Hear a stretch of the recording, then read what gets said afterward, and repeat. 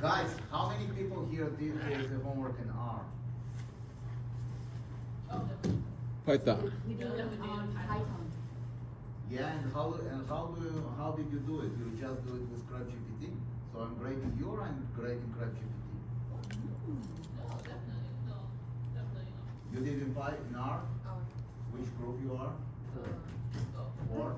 But in the question you asked us to do it. I know, it's okay. I know. You scared. No, it's okay. I mean, you can do it in Python. That's right. Yeah, maybe it's the H2.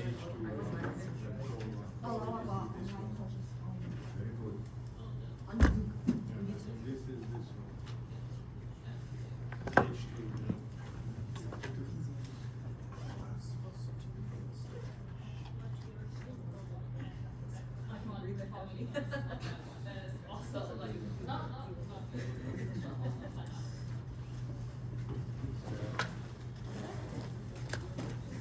Okay, let's start. How was the homework? How did you do it in Python if I never actually showed even one Python in class? Because some of us have Python in other classes. Yeah, You, you too. good job. And then you use the, that's okay, don't worry. You- R is allowed. R is fine. I was getting nervous. No. You told us all about your buddy Ed. I took Ed in the summer. Ed only does Python. You showed some Ed, Python. Ed Hayes. Yeah. You showed some Python last week. Did I? Yeah. Becoming too old, I don't remember what I was. Alright, so let me show you how I'm doing this, I'm creating the mortgage calculator using the, Excuse me, are you recording?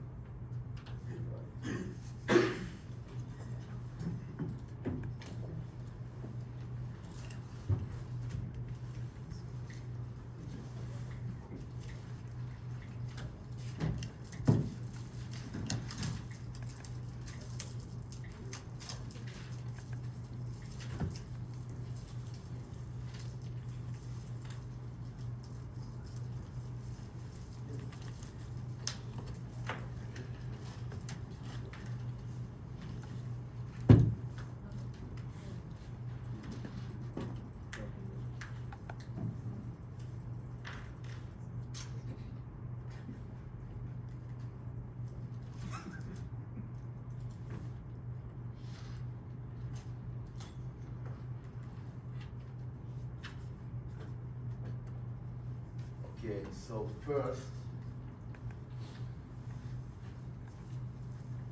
let me show you how I'm solving the first exercise.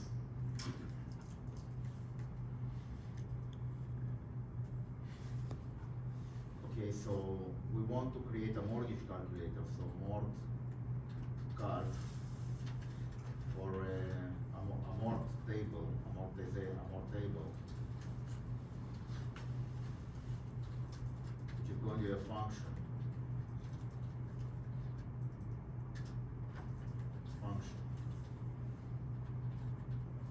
Of the principal, the yield, the frequency, and the maturity.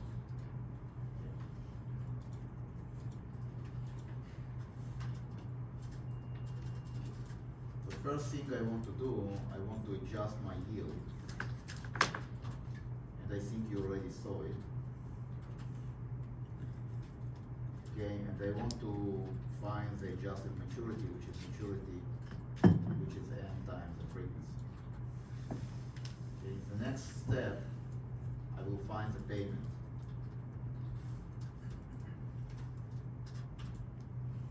And the payment is going to be the principal times y adjusted divided by 1 minus 1 divided by 1 plus y adjusted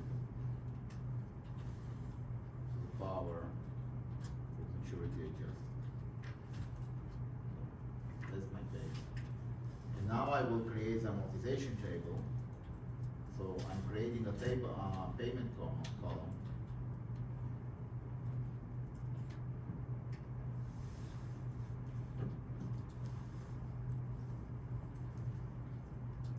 P column, payment column, P column, which is going to be rep of payment, how many times and adjusted time, right? This is the payment column. The next column that I want to create is the present value of the principal paid. So how do I find the present value of the principal paid? So I'm going to take principal paid. Okay, so I'm going to take my payment and I'm going to subtract the principal times y adjusted. And now I will divide by, so this is my principal, right? This is my, whatever principal is paid, now I'm going to divide it by 1 plus y adjusted. And how many times I need to replicate it, right? So I want to create a column there immediately.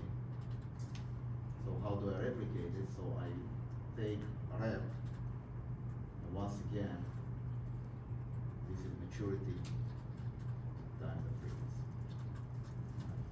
So that's exactly the instructions that I gave you in the exercise. Okay. So I expect you to follow my instructions. We'll see how you've done. So now I need to fill all the other columns. So first of all, principal paid. Principal paid column is going to be this column times 1 plus y adjusted, right, to the power of 1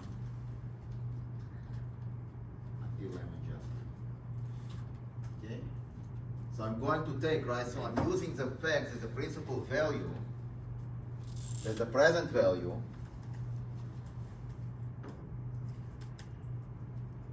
that the future value, right, equals to the present value times 1 plus y to the power of k. So when I do this in R, right, I'm getting the entire column all at once, right? So now I want the interest paid column. How do I find the interest paid column? If I know the principal paid column, the interest paid column is going to be the payment column. The payment column minus this guy.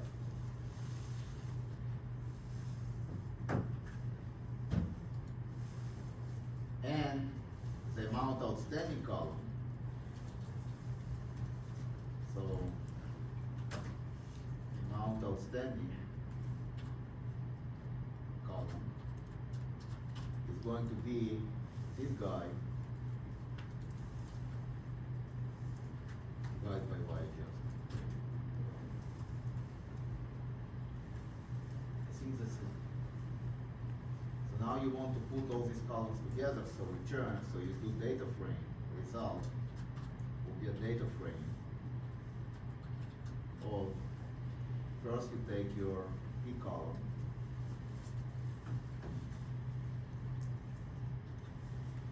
then you're going to do the principal paid column, the interest paid column.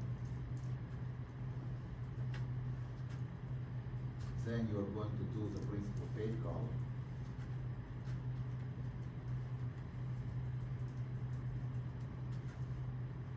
Then you're going to do the amount outstanding column. And last but not least, you're going to do the start of the show. That's it.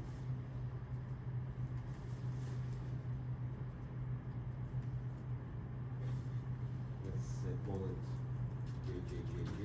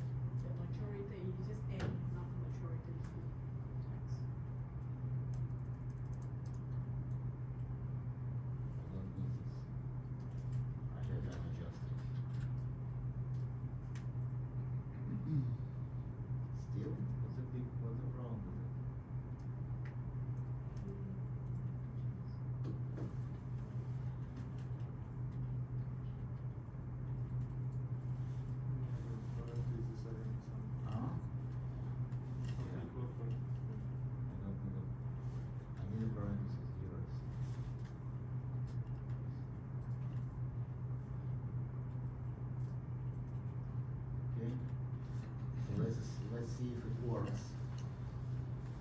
Take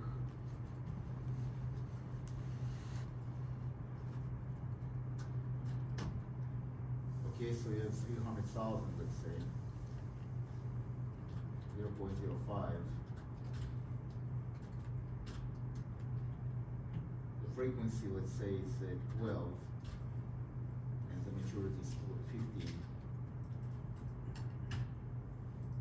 And it didn't produce something, but I want to see what it produced, so I will say print or something.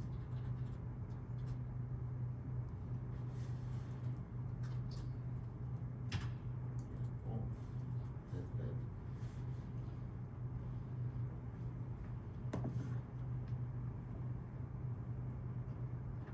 So what did it, why did it do this kind of funny.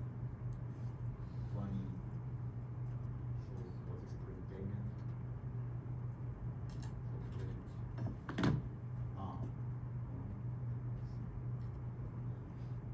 print payment.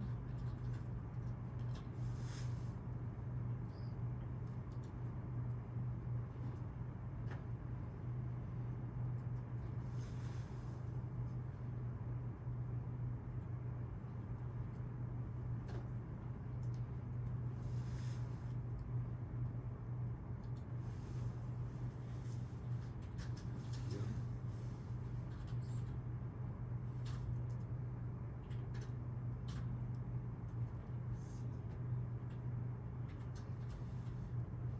Oh, Lord.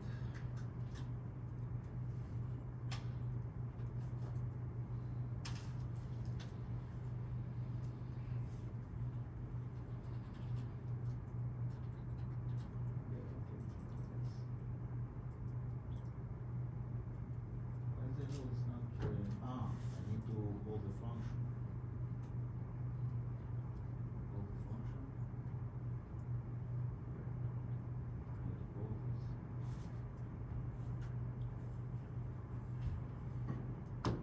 Now it's going to be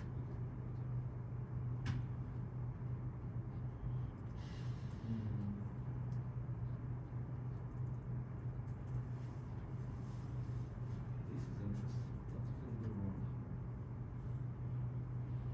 So now I'm going to debug it. What is going to be? Oh, let's see. 0.05, 12, print, y adjusted.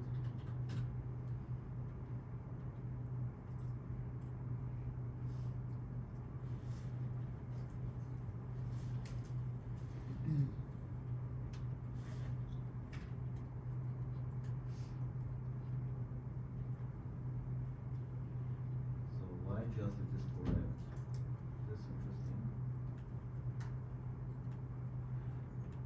So this is not correct.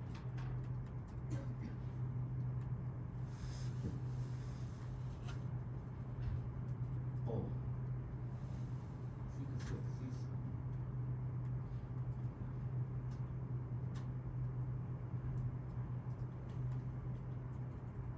One minus one plus five to the power of n. Okay, got it. So print payment. Let's see.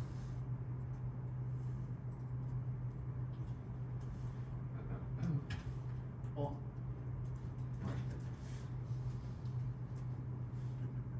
So my problem was with this payment that I didn't put the brackets in the correct place. Okay? So that's what I wanted you to do. I don't know what you did, but that's what I wanted you to do. You did it? Or you did something with CrapGPT that you copy pasted from the web?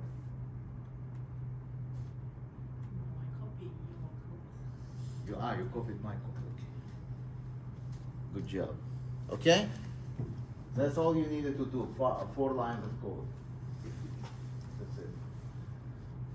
Sorry, but you print or call and just call the function. You call the function, yeah. Right? Just do print. You just call the function like this. And then it gives you the amortization check.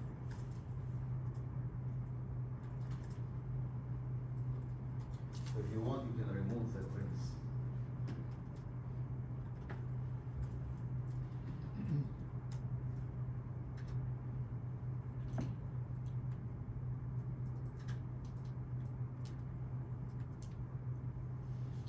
Okay, any question on this? Is clear?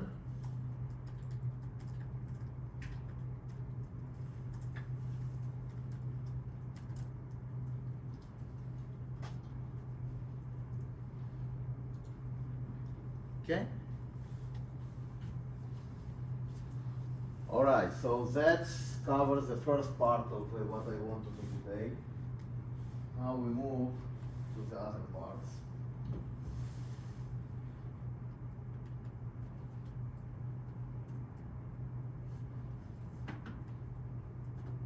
So, but I'm not expecting it to be perfect, okay? This is just to, so we are in lecture 4, I think. So the test will be on the 13th of March. In this room, okay? If you go here, so we will do, okay, so we did the homework discussion. And now, we're going to do what Lady Boss said, or do the composition. Yes. The exam's in person on that Friday? Yes. Unless you have a good reason to not to do it from home. Okay, so,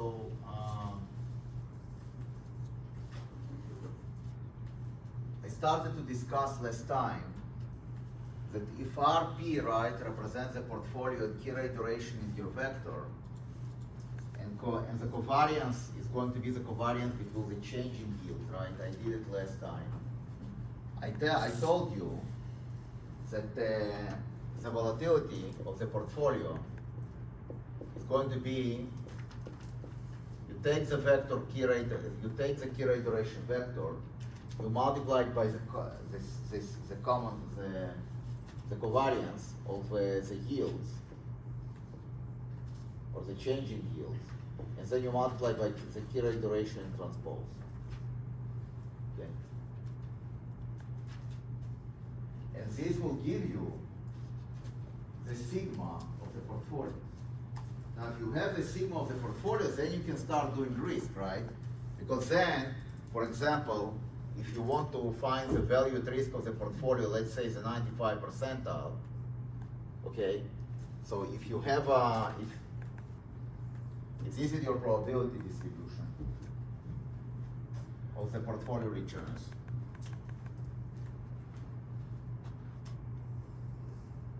okay?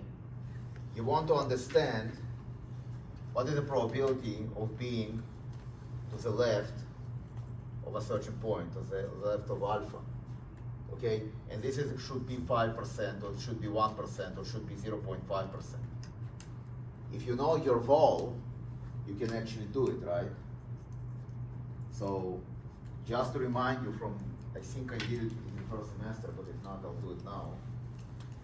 For example, if you want to find out the alpha, if you want to find the value at risk of the 95%, what do you do, right? So you go to R,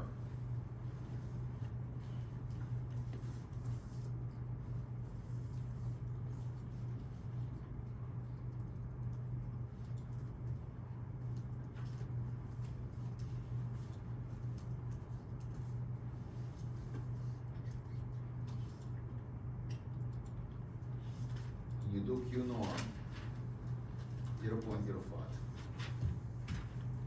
That's going to be your Q norm. Okay?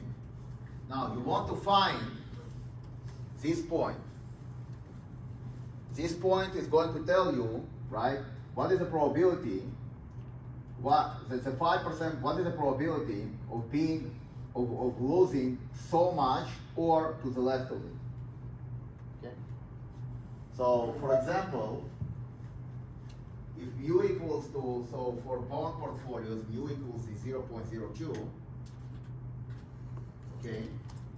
And let's say volatility of bond portfolios is going to be, let's say, 10%, okay? So then you have 0.02 minus 164 times 0.07.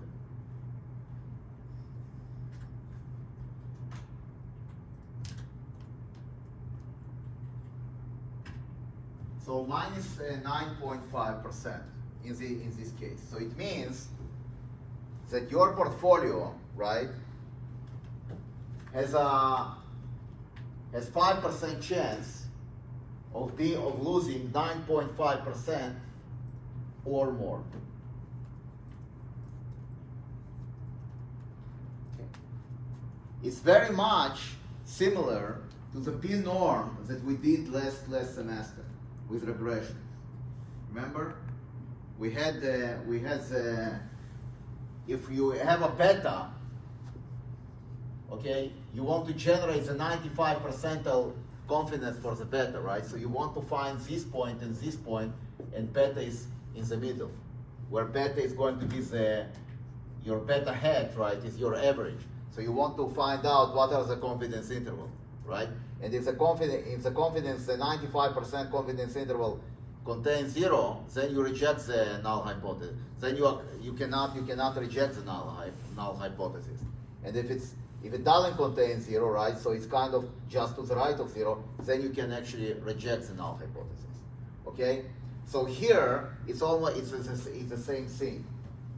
Okay? You can actually lose 9.5%. You have 5% under this scenario, right? You have basically 5% probability of losing 9.5% of the portfolio or more. So you can lose more than 100%. It's on the left, right? Because this guy here goes all the way to the left. So minus 100%, minus 1 is somewhere here, but it continues. The reason that you can lose more than 100% is because if you have a leverage, then you are stuck. Then you are screwed. Because you lose everything and then you still owe money. Okay? So that's why it is not enough to consider losses from 100% to minus 100%. Because those banks are completely leveraged. They're leveraged 1 to 10, 1 to 20. Okay? So if they lose their entire equity, it's not going to be enough because they owe a lot of money. So So that's why it's also left not until minus 1, but until 100%. Okay? Is this clear? So if you know the volatility, you know the return distributions, and if you know the return distributions, then you can start talking risk. Okay? For example, like this. So what I did last time, I used key iterations to basically give a formula for the volatility of a fixed income portfolio. Okay? That's the idea behind what I'm doing. So the factors, the driving factor in fixed income portfolios are the yields. Okay? The driving force behind the volatility of the fixed income portfolio are the yields, okay, and the covariance of changing of yields. Not the yields themselves, but not the level, but the change in yield. Okay? And it follows from these formulas that the return of the portfolio, right, is around going to be minus key rate duration I times the change in yield I. So if you have a curve, if you have the yield curve, okay, you have exposure to many points on the curve. You can think about this, that you have bonds, okay, with different maturities. And bonds with different maturities behave differently because they have different durations. Okay?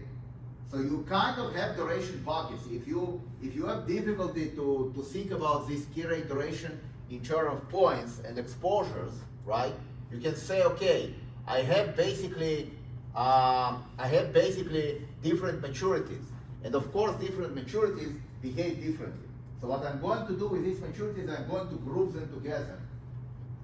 Let's say I will group them in three categories: the short bucket, the middle bucket, and the longer bucket.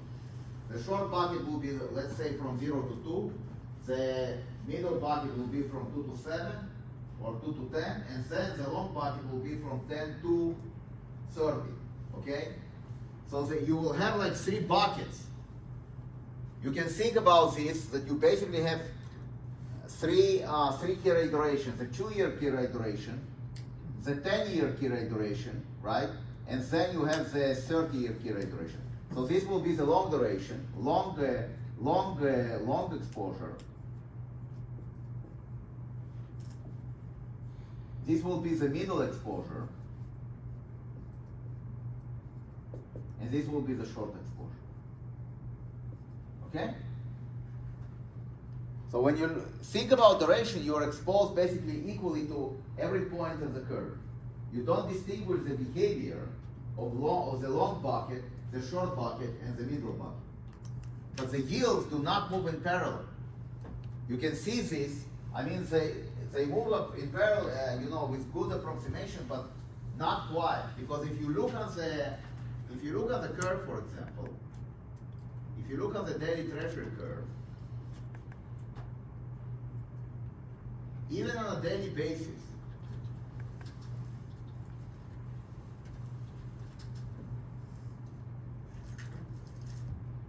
even if you look on a daily basis, okay?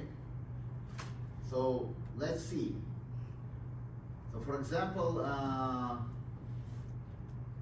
so they give us 2nd of January 25. Okay, so here, on this day, this guy, right, the short, let's look on first year. The first year barely moved. It moved by 1 basis point, from 4.17 to 4.18. The 5-year moved from 438 to 441. So different points of the curve, right? They don't move in parallel. They're not moving in tandem. It's true the 2 basis points is nothing, right? So the first approximation you can say that all the points of the curve, they move the same by the same amount. Here, right, we're looking at a more granular situation. That's why, okay, you consider this matrix. You consider this matrix, right? And then you're looking on key rate duration, the covariance of the matrix times key rate duration transpose. This will give you the sigma of the portfolio. Okay? Is this clear? Is this clear? Didn't I download I downloaded it last time, no? The change in yield. Didn't I download it? You download it and also you post it in the Husky CD. I think I did it, did I? Yeah. Okay, But good job. It's 2026. What? I think you did it 2026. 2026, very good. Okay? Now, if you have the covariance matrix, so let's, okay, so now what we want to do, we want now to go one step further. We want to understand the sensitivity of sigma to the different yields, to the movement of the different yields. And before we do that here, we take the usual case of equities. Okay? So I don't know if you guys did it in other courses, probably you won't do it, so what you actually going to see here is pretty important. Because in some sense, what I'm explaining is how a risk system work today. So let's look at equities. So W is the weight of your different equities. Okay, the covariance matrix of the equities, okay, is basically the covariance of the return between different equities. And then W and Wi is your vector. Okay? So now what is going to be the sigma of the portfolio for equities? It is going to be W, the vector W, CW transpose, where this is a matrix product. And now, what you want to understand the sensitivities of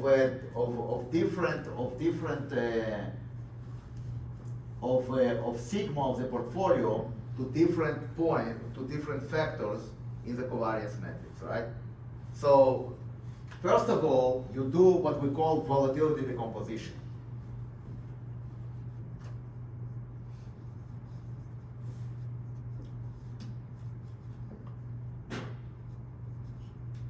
What is this volatility decomposition? What you want to do, you want to understand, let's say you have n stocks. Let's say you have 5 stocks. You want to understand how much each of these 5 stocks contributes to the variance or to the volatility of the portfolio. Okay? So how do we do that? You define what I call a vector V. Vector V is going to be WC. Okay? And then what you can say here that sigma of RP equals to V1 times W1, so W1 is your weights, plus V2 times W2, plus V3 times W3, plus yada yada yada, Vn times Wn. Okay. And now, you want to understand how much the first asset contributes to the volatility. This is the answer. How much the second asset contributes to the volatility of the portfolio. This is the answer. How much the third asset contributes to the volatility of the portfolio. This is the third answer, etc., etc., etc. That's how it works. Now, you can do it also in percentage terms, and you divide this sum by sigma RP. So let's say VIWI divided by sigma RP will give you the percentage of the relative contribution of the ICE asset to the sigma of the portfolio. Okay. So it's exactly like with, okay, so let me show you an example with 2 assets.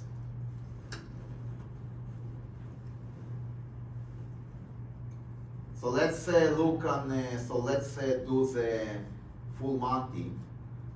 So we go to our studio.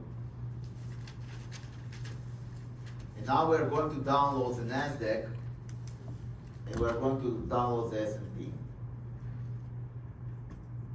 So we want to have a new file. And we want to have a required quant mod to be a library.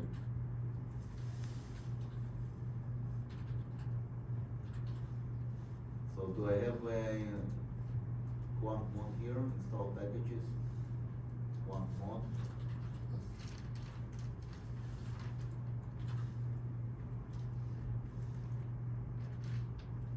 Okay, good job. So it is all quant mod. So now I will use get symbols, the function get symbols. So let's say PD will be the function get symbols.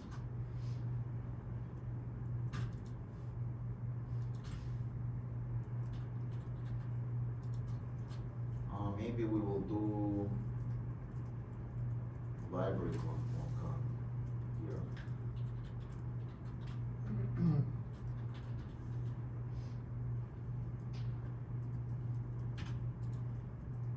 Okay, now we are going to do get symbols. Get symbols. And I want to get, let's say, C RUT and GSPC from, let's say,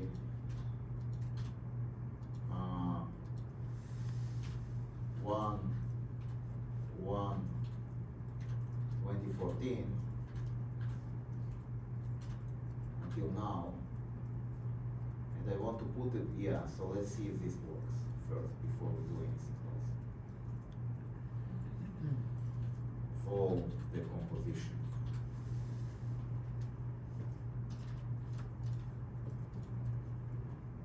Okay, so RUT appeared. Okay, and GSPC as well appeared, right? So what I'm going to do now, I will calculate the return. So before I'm doing it directly, now you've grown up, now I'm going to use the libraries. So first of all, I want to find the adjusted. How do I find the adjusted? So I can say that the S&P price will be add, I think it's like this. So the function add of GSPC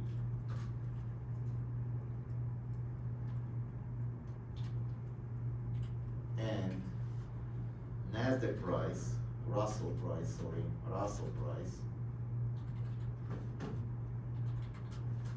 going to be add of RUT.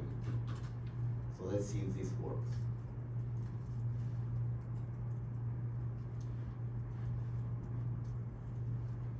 What is it from? You put an equal sign to 7 dash, line 3. SP prime. Why? Not that should take us. But didn't I do it correctly?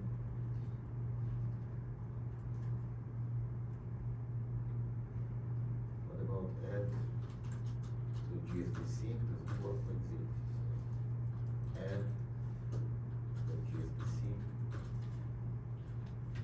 Yeah, so we need to take add like this. Here, I need to take add. So this should be fine.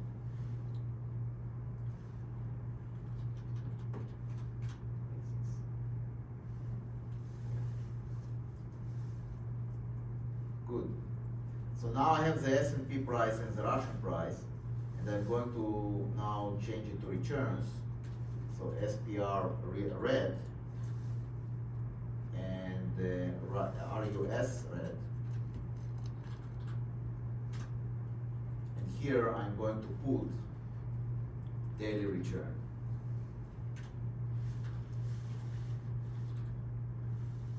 Something like this. Maybe I need to put a dash here. And I will also put so something like that.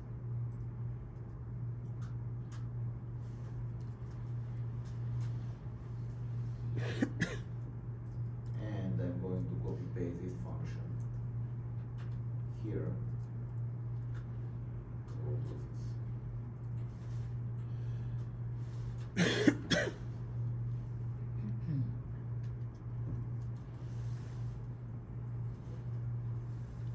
It doesn't find, so let's see, daily return, okay.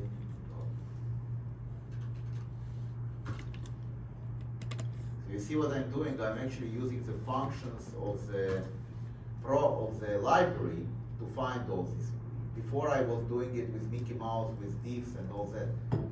You just do it with the function of the library. Yeah. So SPP red. So if you plot SPP red, you will find the returns. That's the returns of the S&P. Okay. And the same will give you the return of the Nasdaq.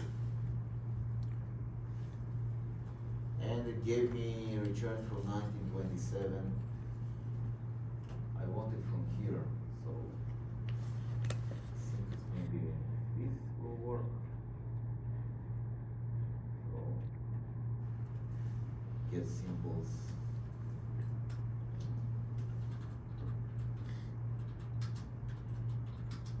Example.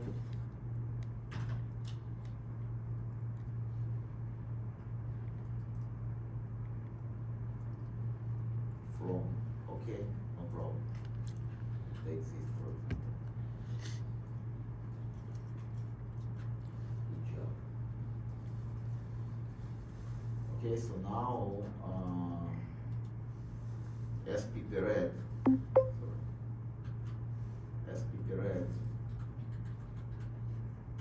returns, and they're going from 2023.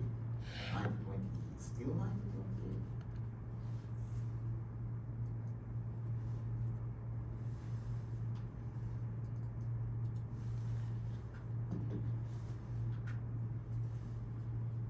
Okay, much better. Okay? And the other one, the Russell will be the same.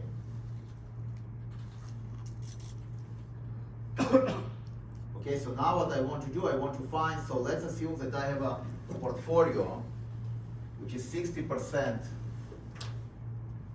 NASDAQ and 40% S&P. So I want to find its volatility. How do I find the volatility? So I'm going to define a vector. So first of all, I'm going to find the covariance matrix. So you do cov SP red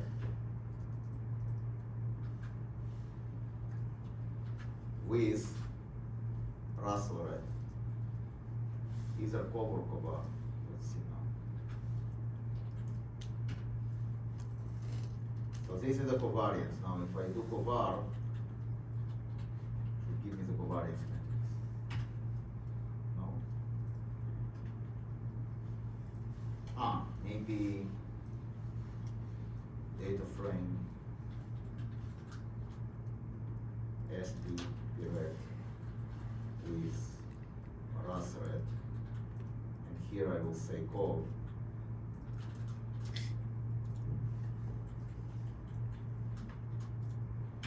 Yes, right? So you see, once you have a data frame, then R is smart enough to create a full covariance matrix. Before, I created only this element. Now I create the variances and then the covariance between the S&P and the Russell returns. Okay? Is this clear? Okay, so let's put it into the file.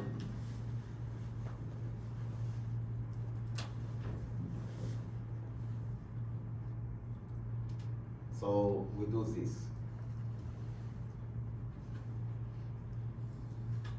This will give us a covariance matrix.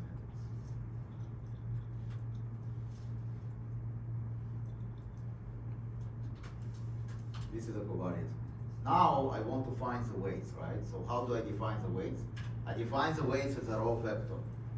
So how do I define the weights as a row vector? As weights is going to be R bind of C of 0.6, 0.4, like this. Okay, so now if you look at W, you have this. So now what I'm going to do this. How do I do this in R? Remember? Ladybug, do you remember? So you do var. So let's say var portfolio equals to what? Equals to W percentage star percentage C percentage star percentage W, TW, right? There's a formula for the variance of this portfolio with 0.6, 0.4. So now what is var P? It's a daily variance. If I want the annual variance, I need to multiply this by 365. And if I want the volatility, what do I do? You extract the square root. Very good. Excellent. So the variance of this portfolio in the last 3 years is 20%. What I want to do now, I want to understand the contributions, the sources of risk. How much, okay, the S&P is going to contribute to this risk, and how much the Russell is going to contribute to this risk. And that's where the vector V is going to come into play. So according to this, what I need to do as follows. I'm going to define a vector which I call a vector V, which is my favorite vector in the world. W percentage WC, like this. So this is going to be your vector V. Okay? And now V times, so V1 times W1, watch, plus V2 times W2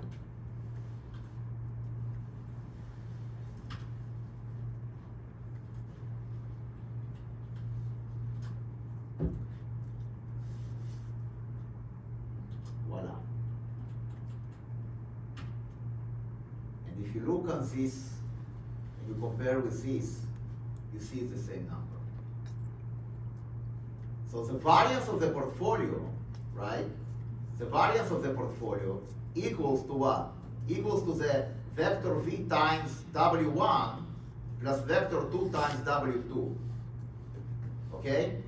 So, what you are going to see here, that the S&P, okay, how much the S&P is going to contribute. So you are looking now at the following vector. You're going to look at the following vector, V star W. Okay? If you are going to look at the sum of V star W, what will you get?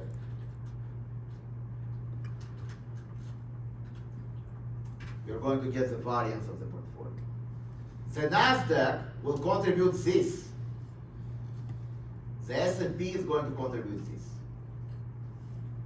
Is this clear?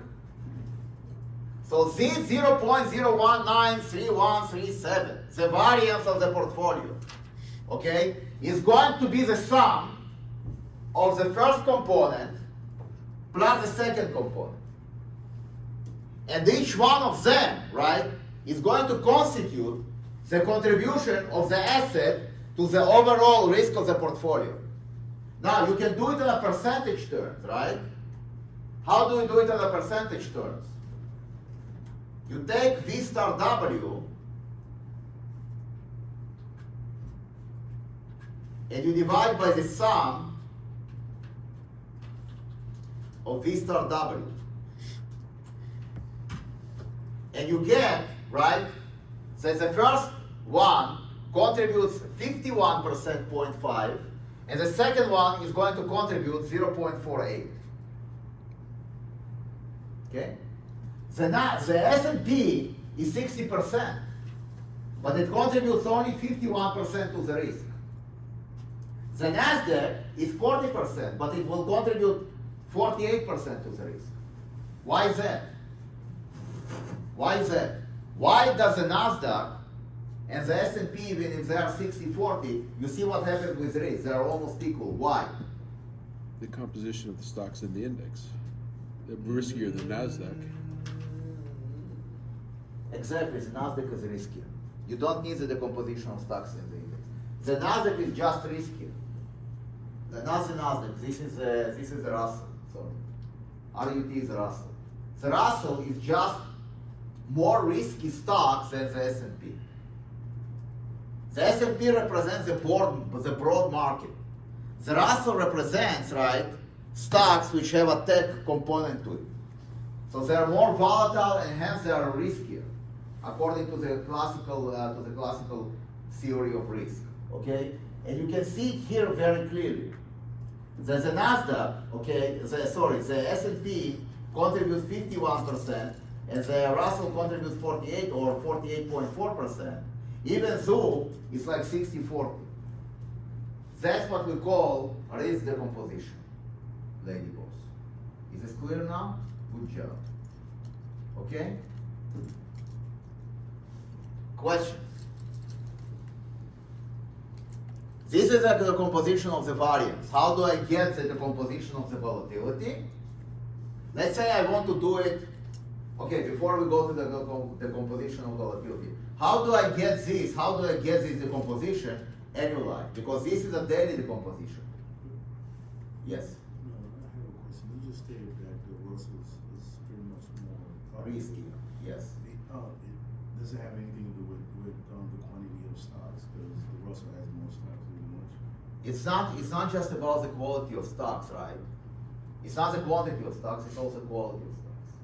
Right. The Russell, it's true that it contains more stock, but you can have, let's say, a fixed income index that contains, all the government bonds. It will have more more stocks than the Russell. Okay? But the Russell actually contains stocks which are much riskier. Right? They're much higher, they have a much higher volatility. That's the point, right? So it's kind of two factors. First is higher, so you would say, oh my God, right? Because they have more stocks maybe there, right? But it's not just about that you have more stocks, okay? It's also about the fact that it's actually risky. Remember that according to the classical theory, right? To the modern portfolio theory, you love diversification. So if you would love, to have Russell more than the S&P, according to this logic, if they would behave the same, but they are not. Okay, and you can see it very nicely if you do a regression. Watch. So you do linear model, okay, of Russ red versus SPP red.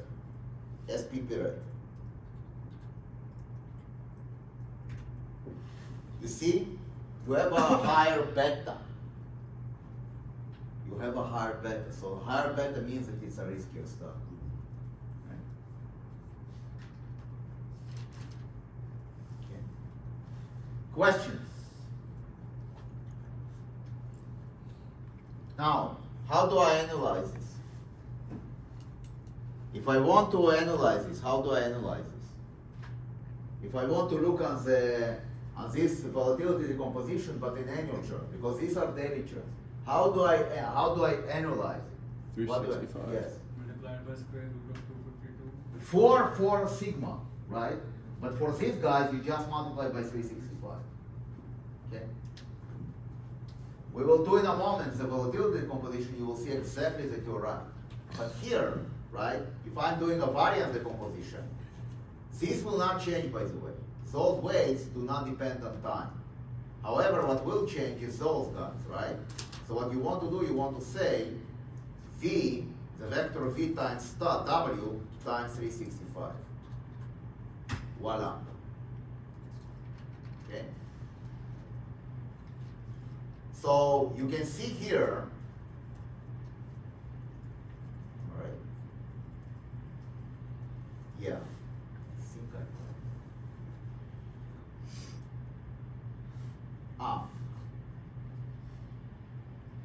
Yes. So if I sum,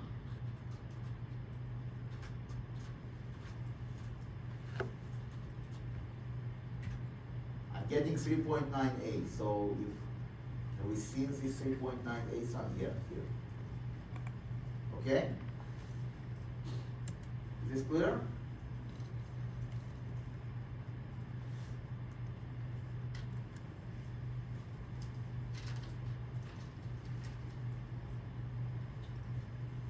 Okay, good. So now, right, if I want to actually do the decomposition, if I want to do the relative decomposition here, I need to do sum.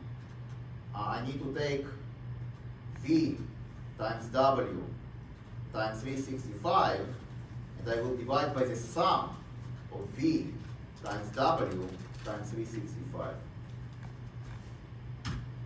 Oops. Yeah, you're right.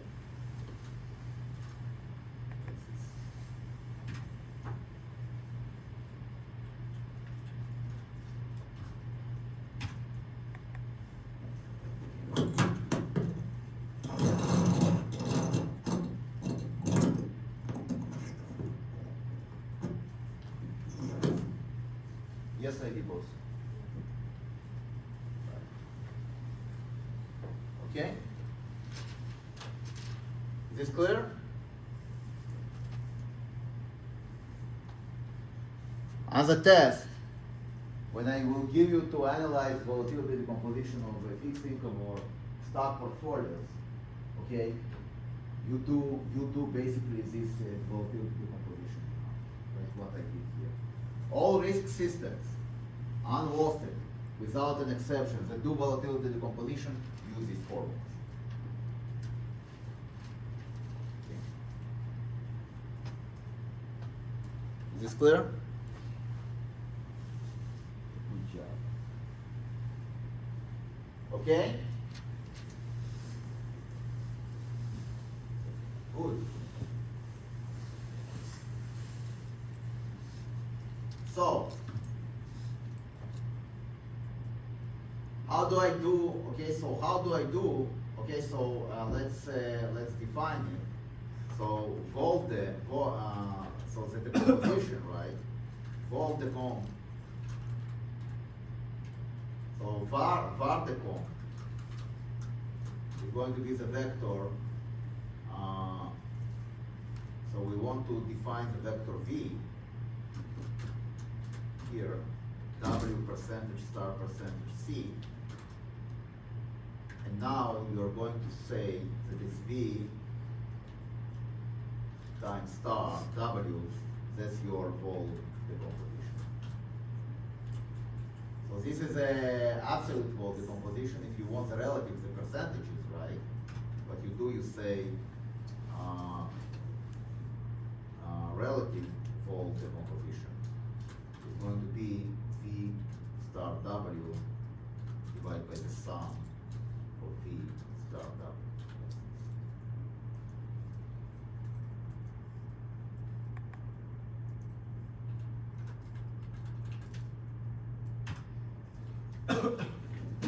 So it means, right, that just like for the portfolios you have 60-40, 60% in one asset, 40% in another asset, right?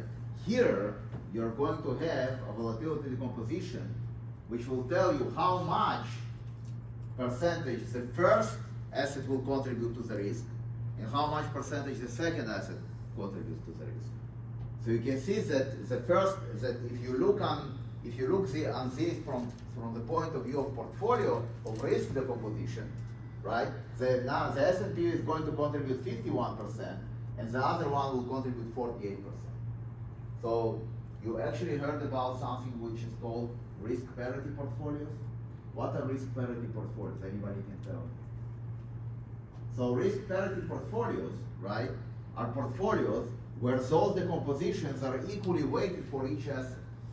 So if it was 50% for the Nasdaq, for the S&P, and 50% for the Russell, okay, then you would say on a risk basis. So if those guys would be 50-50, then you would say that it's a risk parity portfolio. And you can see that the 60-40 portfolio where you invest 60% in the S&P, okay, and you invest 40% in Russell, it's actually very close to a risk parity portfolio. So it's 51 and 48. So now if you increase it, let's say you increase it by let's say by 2%, 65 and 35. Watch what will happen. Now, you see, now it's not. Now it's 57-42, right? So you won't probably do something like 59-41.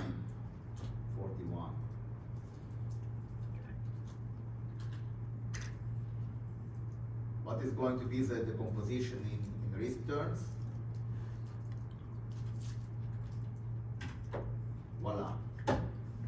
It's a risk parity portfolio, right? So if you are going to basically invest 51% in the S&P and 41% in Russell, you're going to create something that we call risk parity portfolio. So the volatility, right, is roughly coming 50-50. So 50% of the volatility is coming from the S&P, and 50% of the volatility is going to come from the Russell. Okay? So when I talk about volatility decomposition in my video, Lady Boss, that's what I meant. That's why that's what I aim. I aim for this kind of decomposition. Okay? Questions? Yes, Professor. Say, for example, on the S&P, the volatility is 50%. No, it's not 50%. Okay. It's not 50%. The 50% is a 50% contribution to the So portfolio. yes, Right. that's what I'm trying So to it's say. not 50%. The S&P, right, contributes 50% of the volatility of the portfolio. Portfolio, yes. Right? Yeah. And the Nasdaq or Russell here contributes 49.5% of the to the volatility of the portfolio. Okay, we know that there are associated risk factors like changes in the yield, the spread. Yes, but that's right. So you do exactly the same logic. Okay, okay. It's that's what I exactly the wanted. same logic, Yeah, okay, right? Yeah, So when you talk about factors, it's exactly the same logic. okay. Thank you. So when you have what we call factor decomposition, it's exactly the same logic.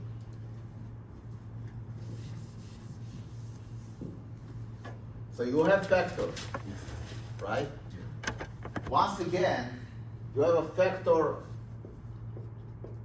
You have a W factor associated to these factors. Weights of the portfolio, right?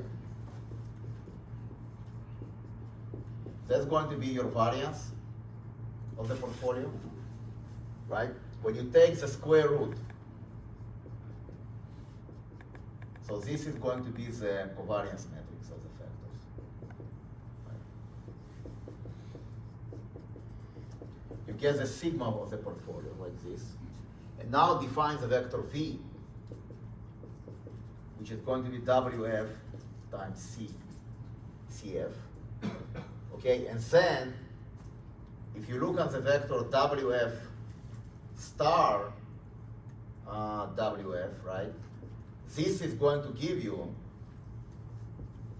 the decomposition of the portfolio in absolute terms for different, for different, from different assets, for different factors. And if you do this,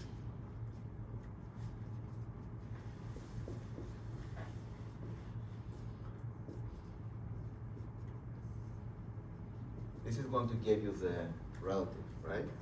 Thank So you. look here. Okay, so in this case, variance of P is going to be this number. Let's analyze it, okay? So this is going to be the variance of the portfolio, okay, in annual terms. So if I want to see the absolute contribution, I'm looking on vol D times 365. Not vol D, but variance. We will talk about the vol in a moment, and this is this stays the same. Okay, so now if I look on vol D, on var D, sorry. var D is daily. I want to analyze it, right? So I need to multiply by 365. Okay, now if you look at sum of var D times 365,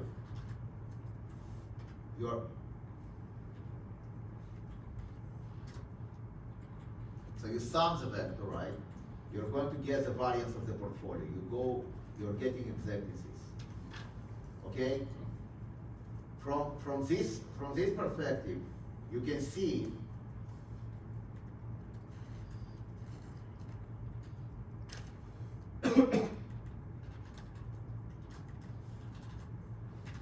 that this 4%, the 2.22% of volatility, right, will come from the first asset, the whatever, the Russell or the S&P, okay, and the second will come from the second asset, I which is the understand. Russell. Yeah, it's okay.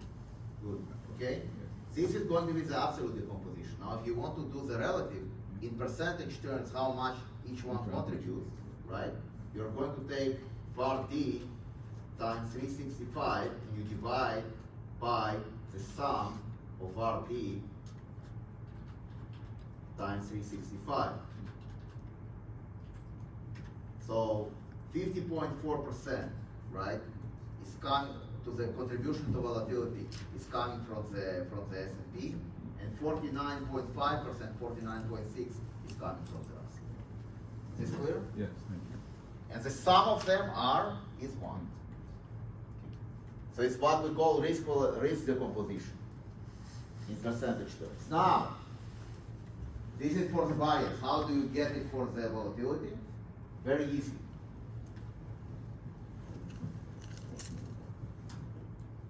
So you take the var d and you divide by, so fold decomposition. Sorry. Fold decomposition will be var d divided by the square root of var d, or divide by the whole.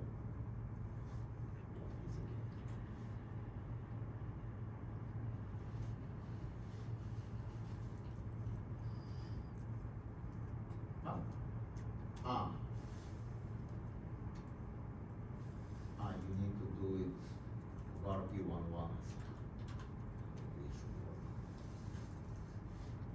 Okay? So this is volatility decomposition. Now if I take sum of the volatility decomposition, this is going to be the daily volatility of the portfolio. Daily volatility. And now to your point, how do I find the annual volatility? I'm going to take sum of all d, and I'm going to multiply by square root of 365.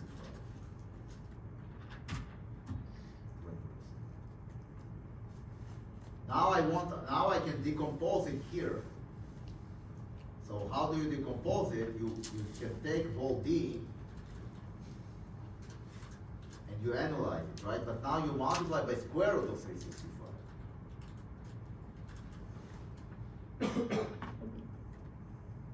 Voila. Makes sense, right? So overall volatility, annual volatility of the portfolio is 20%, give or take. Out of that, 10.1% is contributed by the S&P, and 9.9% is contributed by the Russell. Questions?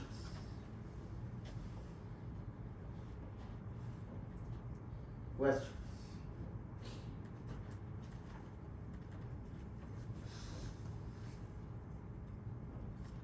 Is this clear?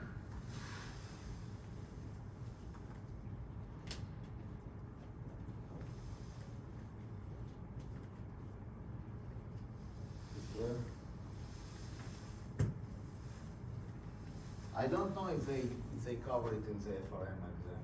Yes. They do? Yes, sir. Okay, good. Good. No, on the banking, They do it. yes. We're not done yet. Questions? Questions?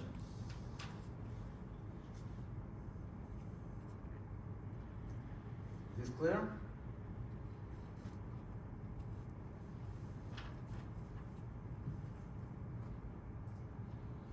Is this clear? Good.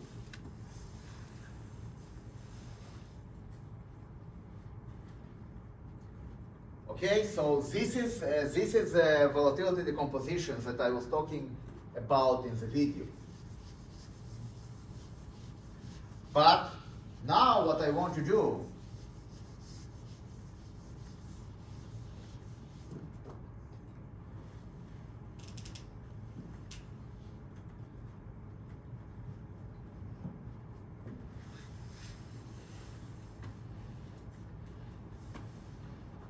let's talk about sensitivities.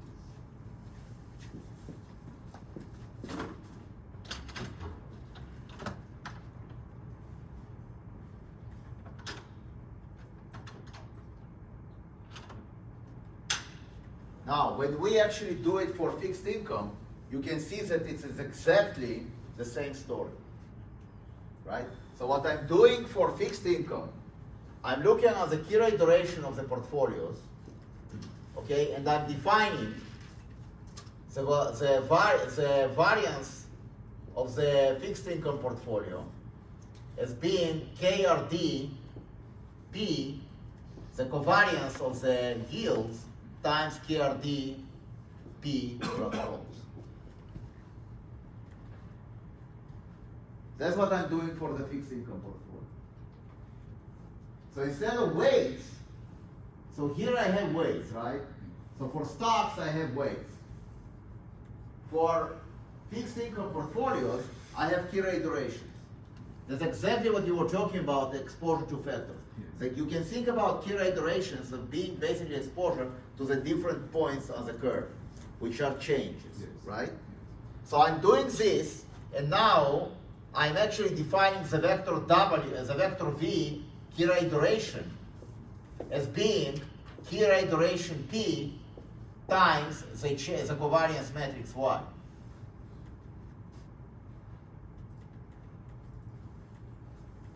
And now I'm defining, right? So, and now if I look on the vector V key rate duration times the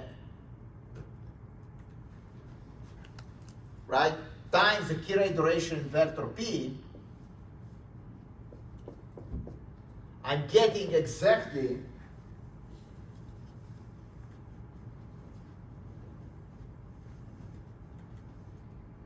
here what I call VAR D. So this vector, right, will be the composition of the portfolio into different factors of the key rate duration. So the idea here, right, is to take this theory and copy paste it to fixed income. But in fixed income, the weights of the assets are totally irrelevant. What is relevant is the exposure to the different points on the curve. So key rate durations are like the weights for stocks or for indices. Key rate durations are like the weights for stock or for indices. So you have this guy, you take the key rate duration times the change in yield, okay, and then you form this vector variance of RP. It will be exactly like the VAR-P vector for the usual case of stocks. So what we're trying to do, we're trying to port, okay, the theory for stocks into fixed income world. But what is actually happening is that weights of different bonds are totally irrelevant. What is relevant, right, are the key rate durations, the exposure of this portfolio, okay, the exposure of this portfolio to each point on the curve. How bonds are actually exposed. What is our sensitivity to change in yield in different points on the curve? Is this clear? Okay. So this is where okay. So think about this picture and port it here. Okay. I'm going to do an example soon. I'm going to do an example in a moment. But because I'm not done yet. So what I want to talk about now, I want to talk about sensitivities. You want a break, lady boss? Yes, you want, because you did the phone. No. If you lost concentration, all of you guys lose concentration. Okay. So it's 7:45 now. Come back at 10 to 8. Okay. Take a break. Take a break of 5 minutes. It's not an easy material, so I want full concentration.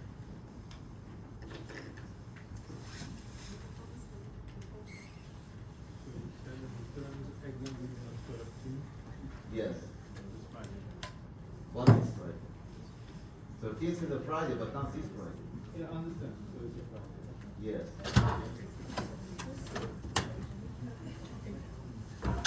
6:30 to 9:30, right? Huh? The same hours, 6:30, 9:30. Yeah, but you will finish earlier. You'll finish earlier. I hope you'll finish earlier.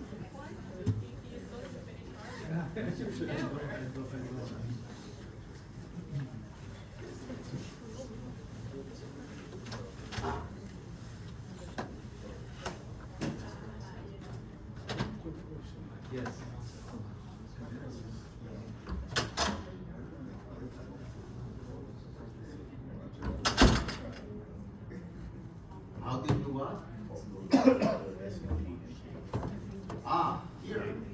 Get Simple. You see, I use Get Simple. So I do, yeah, require, basically tells us that please do F1. So you can replace this require with the library. And then you just say. Yeah, you get this, okay? Alright, thank you. You're welcome.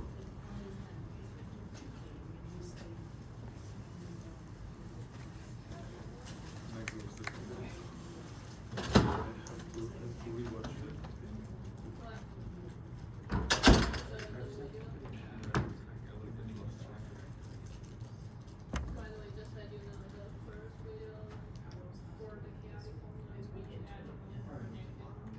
So he's doing like, he's reaching the negative before, so that's why.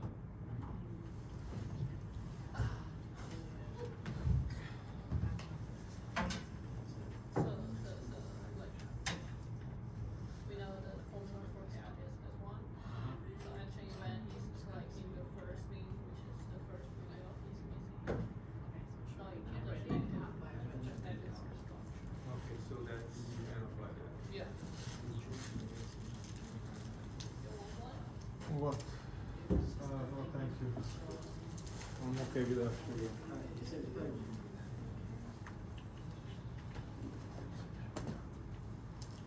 Think they will cancel the British pound? Cancel what? They will cancel the British pound. Oh, huh? I don't know. I didn't. How are you? Because I they hear have you. signed I it. hear you call. Yeah, because they How are you? actually. Good. No, I just get a dry throat, that's all. Good. There's a rumor about that? I had my tonsils out when I was 26. Pardon? I had my tonsils out when I was 26. I didn't And so follow. ever since then, I will cough. When you talk a lot. Oh, definitely when I talk a lot. Yeah. Anytime you hear me start talking, That was spicy. you get about 5 minutes before I start coughing like a madman. Yeah, I know. That's tough. Why you don't bring just water? This is. I hate water. He was Okay, like. fine. Tracy asked me the same question. I said, I hate water. No, but if you want to like, you hate water, but you can put the slide lemon into it. It's No. much better. Also, there was also. Because it's anyway have sugar. No, this is sugar. It's sugar free. Huh? This is sugar free. I drink mostly sugar stuff. But I told you, it's to have like sweetener. Basically, Yeah. it's the different form of sugar. It's non-caloric sweetener. So there was a Russian strap. Everything good. I mean, connection or something. I've done too many things to my body to worry about anything I don't know right how now. he beat Hmm? man. I've done too many bad things to my body to worry about stuff now at my age. I think you should enjoy your life. Huh? I never thought I would live this long. Yeah, I did that some. They're really good. But in my 20s, I said I would never hit 30. My 30s said I would never hit 40. My 40s said I said I would never hit 50. I mean, not all of them, but. And some. then you hit 70? No, 65 this summer. I officially become a senior citizen this summer. Two girls I got. One was Better Russian, one benefits? was- Yeah, that's when the pensions start kicking in. I'm old enough where I still have good benefit pensions. You don't see right away. I mean, now I have senses. Social Security, you can start taking at 62, which I did. But benefits kick in around 65, the pensions. So when you go concert, when you go concert, on the same day, like Yeah. 13 March, But before that, she was okay. enjoy it. But it's just part of it. Which means I will probably take the test from the phone. Yeah. Because you could get into Blackboard with the phone. I'll just bring a laptop and sit out in the parking lot. Do you want to share?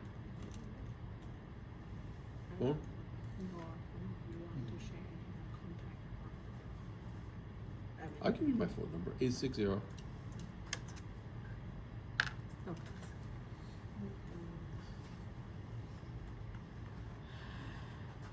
It's like that. There. Thank you. You can text anytime. My phone doesn't ring, so don't call or anything. Okay, yeah. Because once you text me something, I should be able to put you in contact, so it will ring. But most of the time, I have the ringer turned off anyway. Yeah, I will ring you now. So you got my I've had the same phone number for like 25 years now. That means the whole world knows my phone number. I mean, I just only. Now you got, I suppose you got it. I don't have another. He has like over 100 units. Yeah. Really? 200 just in You just texted me, right? No, I But didn't. 200 units, I mean, Oh, this is the real number? I mean, Yeah. 860-316-7045. but I can, let me text you. You Are you on a weird carrier? yeah, 200. Are you still the I use the T-Mobile. I'm not. T-Mobile should be able to text. He gets scared that people are dying. No, He's telling us someone that, pick the phone. Like, there's always some person who died. This is like, That's Can that see? scale, yeah. I can And also, you like, have you just brought like, eight. Oh, I think that just beeps it. I think it just got it. one of the guys got Yep. into No. his brother and he's naked No, and he's no, no, Oh. No, this is your phone number, Even they were 860. shooting. 316 7045. Has been for the past. One of them is still Let in me his try to like, text. you saw that package. No, I didn't. How? Like, here is the comment. So just give him like, no, and then call the police. I mean, I heard all of this story. I don't know. I just want even they left the car there. Oh, I text you, I text you. It's not my phone. Okay, now it beeped. But actually, You made it. they're Yeah, crazy. okay. They first race. That's a small like, thing. okay, it's putting all this. That's these my name. things, like, But if you they- want they to think like they're- switch between so O, like the U, car and O for easier pronunciation, it's okay. selling, like, unauthorized phone. I'm not good at Vietnamese pronunciations. I can tell you that right now. Oh, okay. Okay, thank you. Take care.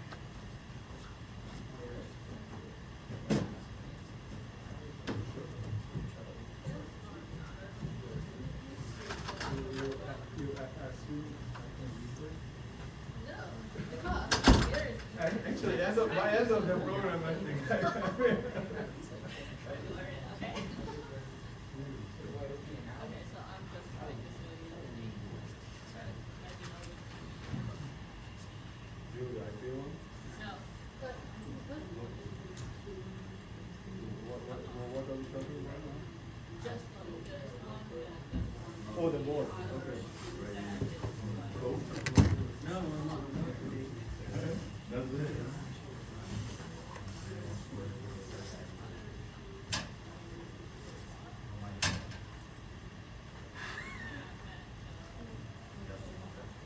I really like the US, the Western dynamic. No, US on Boston dynamic. The Hyundai Boston, I mean, not Boston, sorry, Hyundai, Boston dynamic. Yeah, they don't do this kind of thing. Oh, But, yeah, but the numbers that one they have the headlight. I can show you the long one. But not the dog, there's no more story, the headlight, the new headlight. I think this one is also. Yeah, but dog is also the rest. Oh, the human one. They partner with Hyundai and they fine. That's the new thing. No, the other one.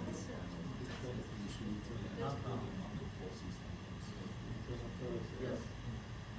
Okay, but this is still not the new one. Midterm, still. This is kind of a prototype, and they're using a new version of that. So the new thing will be like swappable batteries. So it can, right now it can run like 4 hours or more battery, but still battery, and you can go to the charging station and change the battery. 4 hours. I don't know, I have to check, I don't know. It's like this size. So it's not like bag size. So what is that? This box and it has 2 batteries. So like goes there and that takes one more. Also actually one of the Chinese robots is doing the same thing, just he has on the back. So anyway, I think they're taking like ideas from each other. I think this is a really good idea. It's kind of behind the battery. Let me double check what is the And stock the price big of thing this is, one. and the big thing is Hyundai is behind that, so they really. Let me double check what is the stock price of this one. Okay, they are funding IPO. No, I mean, maybe they do, but actually, I don't know what the share, like, you guys have a huge share in the company, so basically, you can, So they if are you buy still this back, private, yeah, private funds. yeah, eventually they will be I IPO. think like usually actually maybe the IPO from us. I don't know, but maybe, you know, more, I heard that like. more warrior move now after this show. I heard that they are like, they raised announcements and they are going to do IPO last year, but I don't know why they did. Yeah, but So the almost the end of the. but I think what is on the show is still, I don't know, I make up the number. There is no I still categorize that one. That maybe the eight one. Yeah, but I said, but yeah, categorize the column or what, but I think my impression is not really of interest real. It gets spin and whatever, but you don't have too much interest real.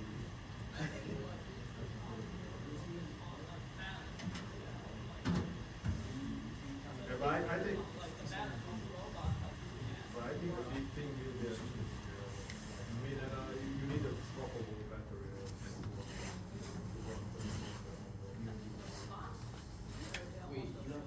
Unless they really come up with a solid state battery, but then they survive. To happen.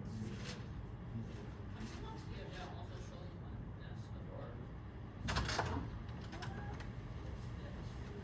So as long as this year is very long, so if you compare, I think, like balance. Oh, I have in the So like, yeah, yeah. So like,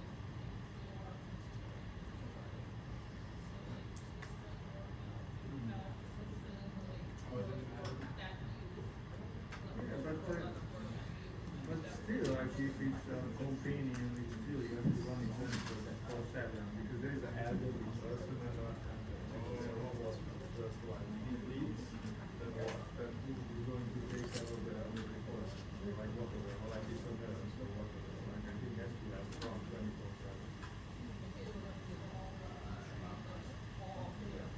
Yeah, this is the robot.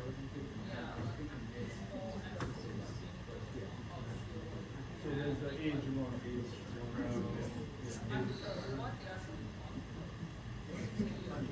there's the age two, that's no, that's a tall one, that's a tall guy. These are the ones who are spinning, the age one. That's the one who's spinning, and this is the tall guy, and this is the tall one.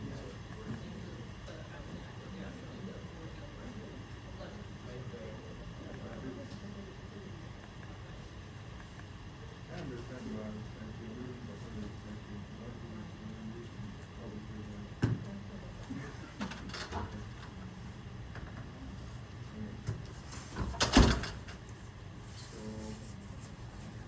so G1, okay, G1, sorry, that's the difference.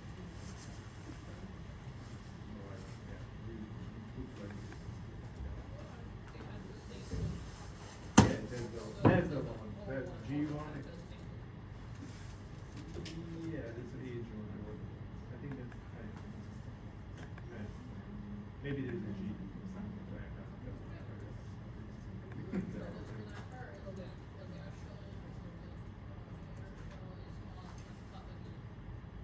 Oh. So you can get it for 14K, 13K. Is there? And then, I don't know, what is the specific?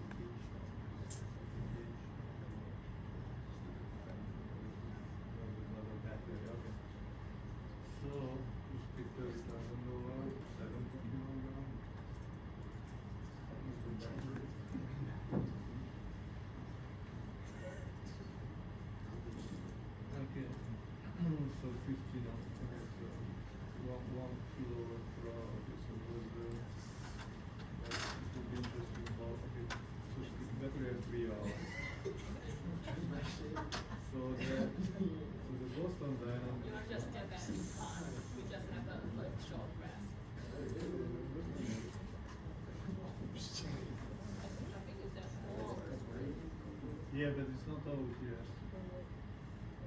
So that would be a new one. So this is, yeah, that's called Atlas also the old one. So this is the new one, but it's not out yet. So you see that there's two tags. Ah, actually the other one has a back. I thought you could show the back.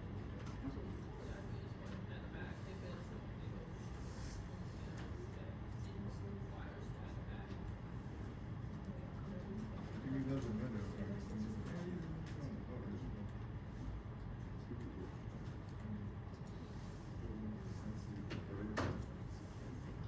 Okay, let's continue.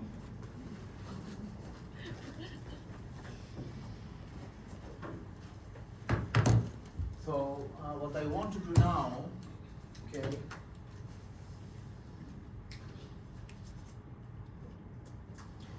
is to discuss the sensitivities. And sensitivities are actually the following. By how much, okay, by how much the the risk decomposition changes for weight, for example, okay, if the weight of each asset will move by 1% up or down. Okay. So let's say that between, instead of 60,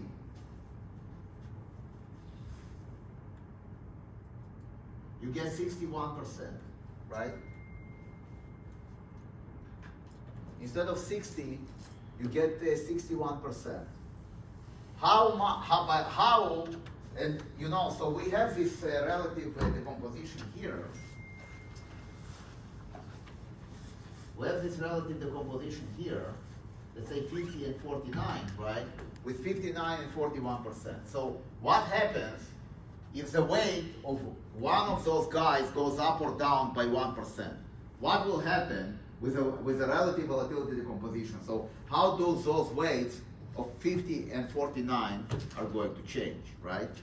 So it's very similar to what we had with to what we got with duration and convexity, right? So duration is exactly this. It's a relative sensitivity. It's 1 over P times delta P to delta Y. Okay? And here we're going to have exactly the same formula. Not the same formula, but very close.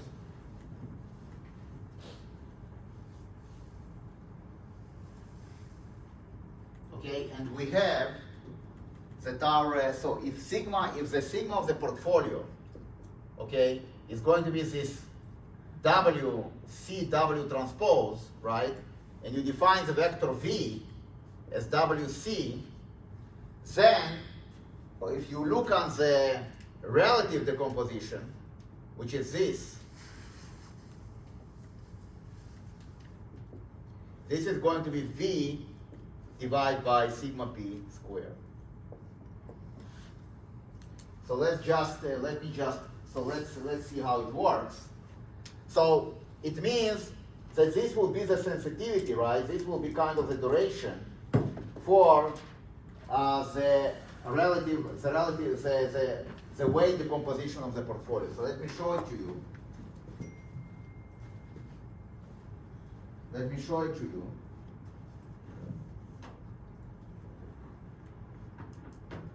So in this case,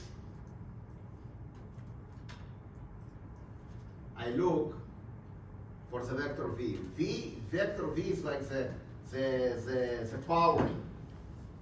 I look for vector V, and I'm actually taking my vector V and I'm going to define by the variance of the portfolio.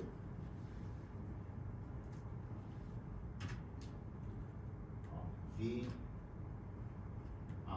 divided by var P 1, 1.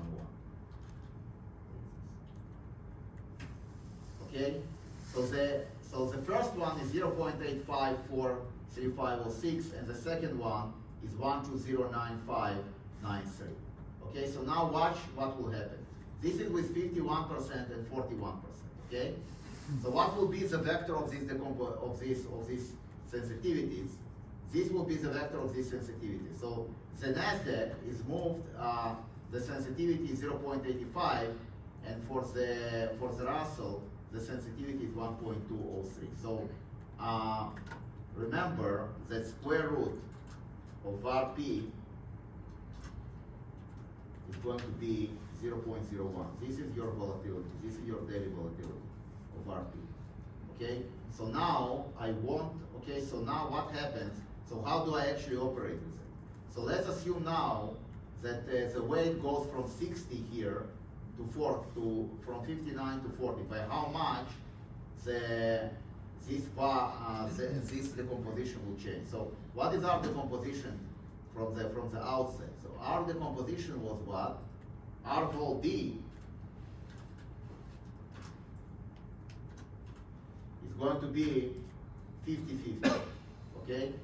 Now, let's suppose that we increase this guy by 1%. How does this decomposition changes?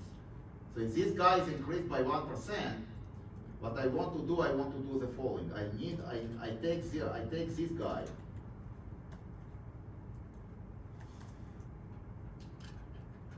and I multiply by 1%. This is a change in weight, okay? So it tells me that the exposure of the portfolio will not be 0.5069 anymore, but it's going to be this guy plus this guy.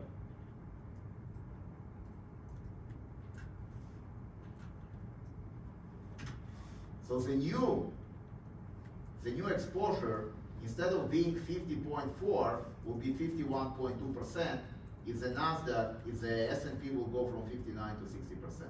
This is approximate calculation. Is this clear? Now I want to compare this number with the, with the kind of the correct calculation. So here I will take W per churn, W nu, Wn will be these weights.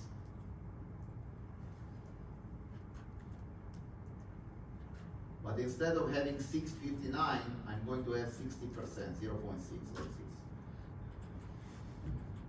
Okay. And then I'm going to take var P to be now Wn.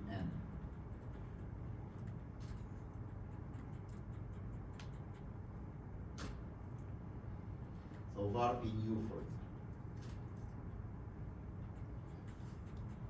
Okay? So now I want to calculate the decomposition for var P nu, and I want to find, and I'm after the S&P. I care less about the NASDAQ for the Russell for now. I'm after the S&P. So I want to define the vector Vn, which is a new vector, which is going to be Wn percentage star percentage C. That's my vector. And now I will say Vn times Wn divided by the sum of Vn times Wn.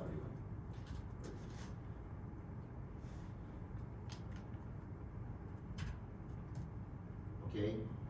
So you compare this number with which number?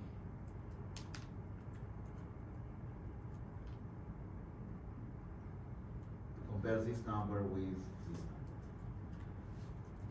Okay? That's how you do it.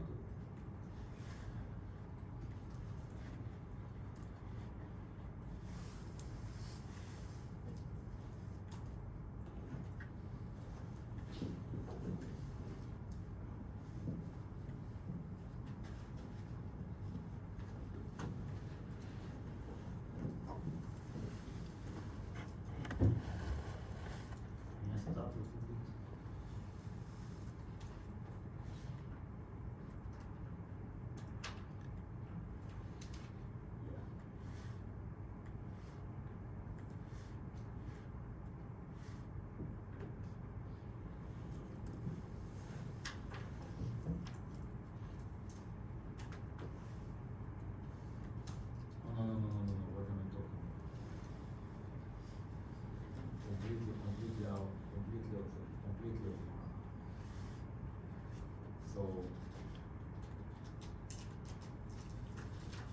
take, sorry, I'm completely off.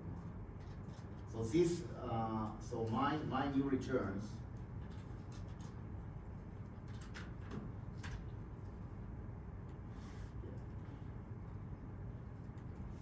that's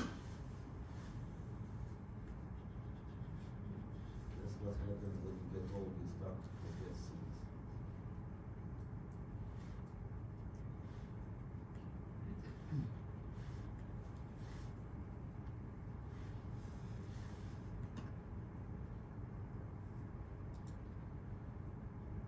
Okay, let's try something else. Sorry. Okay, yeah, I think I'm fine. Okay, so we go to this guy.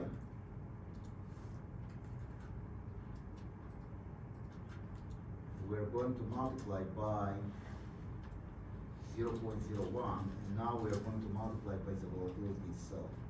So what was the volatility of this thing by itself? Let's say this one.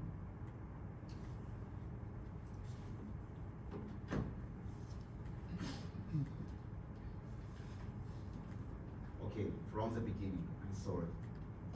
I led you astray, so let's, okay, so we are looking into this guy. We're looking into this guy, 0.85, we are looking into this guy. And now what we're going to do, we're going to do the following. We're going to take this and multiply by the volatility itself. So what is the volatility itself? The volatility itself, when it was 59, what is var P? We want to multiply by var P, like this.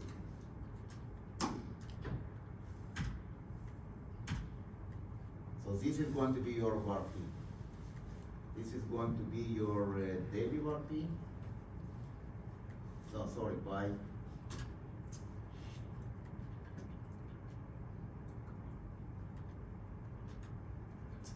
no.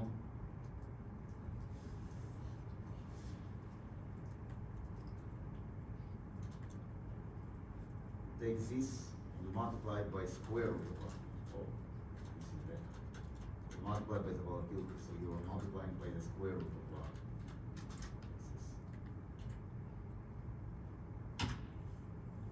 Okay, so you get this number. And now, okay, let's see if I can get this right. So you get this number, and you have the var P, you add to it this number,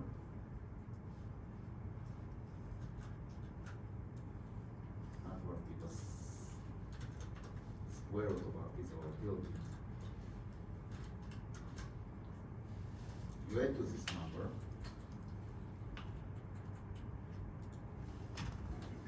and you get 0.010582. Now, this is going to be, so let's remember this number, and now let's look on the vector Vn.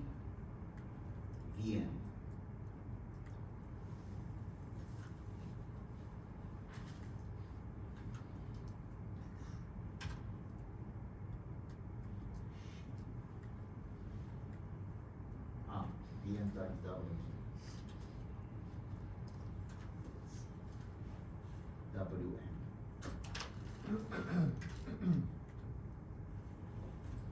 Oh my God, so good. This is going to, where is this number coming from? No. Divide by the square root of R2.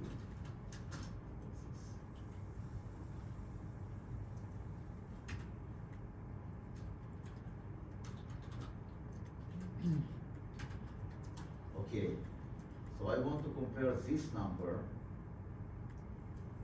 to var P news, probably var P news. Var P, do I have var P n here somewhere? Var P n, yes.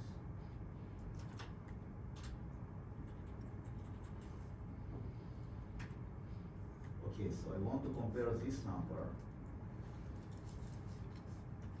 with the number I got here. So I take, yeah, I want to compare it with this number.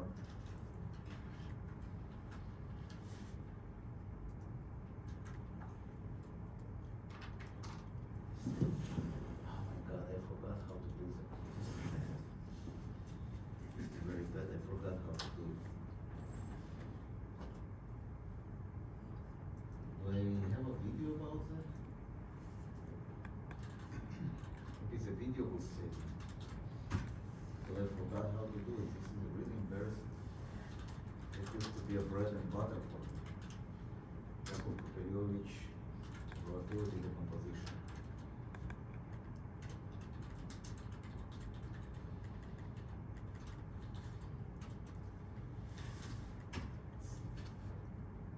Oh, here we go. Differential modeling, guys. So what we're going to do? Y. Okay, W without W. CI. Okay. So that's the formula that we're having here. Okay? Now, the good news is that 2 is going away. Okay? So now what you're getting the following formula.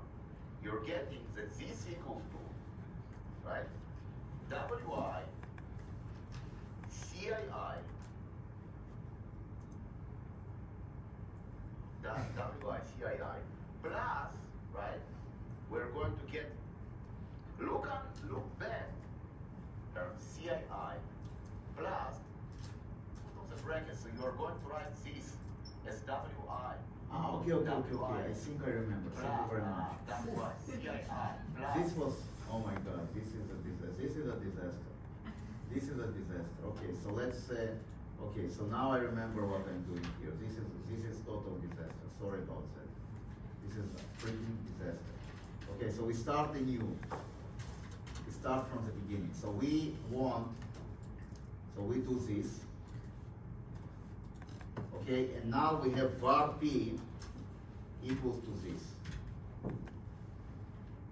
And I want to basically take the square root of that.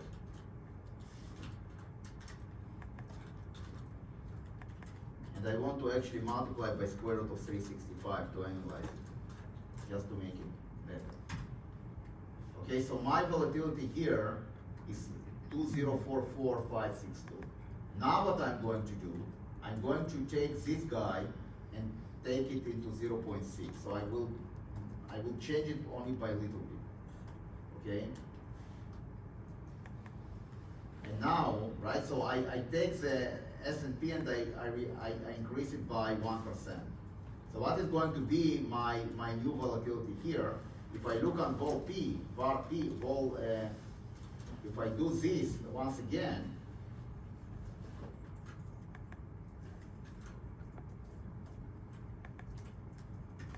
I'm getting 0.21, so I'm getting this guy, okay? What I want you to now, I want to understand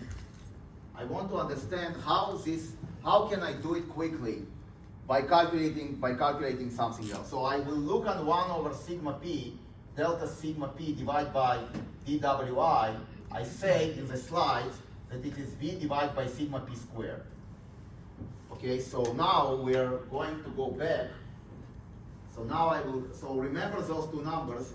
What I want to do, I want to actually find quote unquote the duration in this case. So what we're going to do, we're going to go back here, okay? And we're going now to run it again. And what is going to be my vector v? This is my vector v. I'm going to take my vector v and I'm going to divide by variance of p, like this.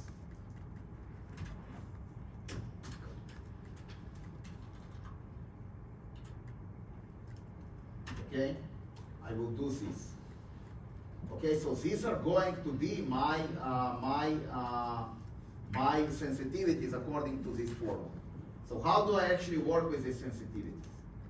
Okay, I want actually now to take and move W by 1% and see what will be the result as the sigma of the portfolio, according to this formula. So that's what I'm trying to do. So the first thing you want to do, you want to actually take this guy and multiply by sigma p.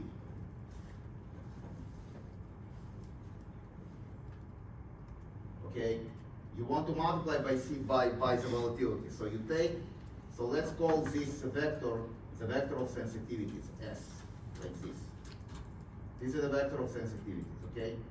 So now I will take my vector of sensitivities and I'm going to multiply by var p by the volatility, which is a square root of var p 1, 1. Like this, okay? So these are going to be the absolute value. So now I want to understand, using these numbers, the sensitivity of this volatility. I need to calculate the new volatility if I'm going to increase this guy by 1%. So the correct number is here. This is the correct number. Okay? Now I want to try and find this, to approximate this number using this crazy stuff.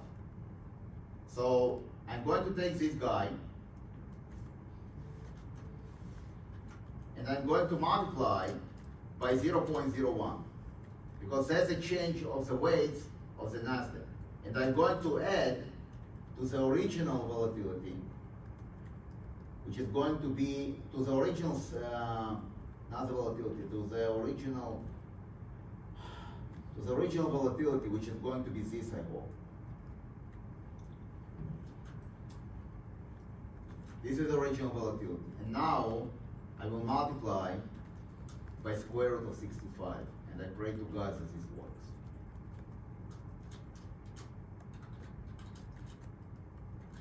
Like this.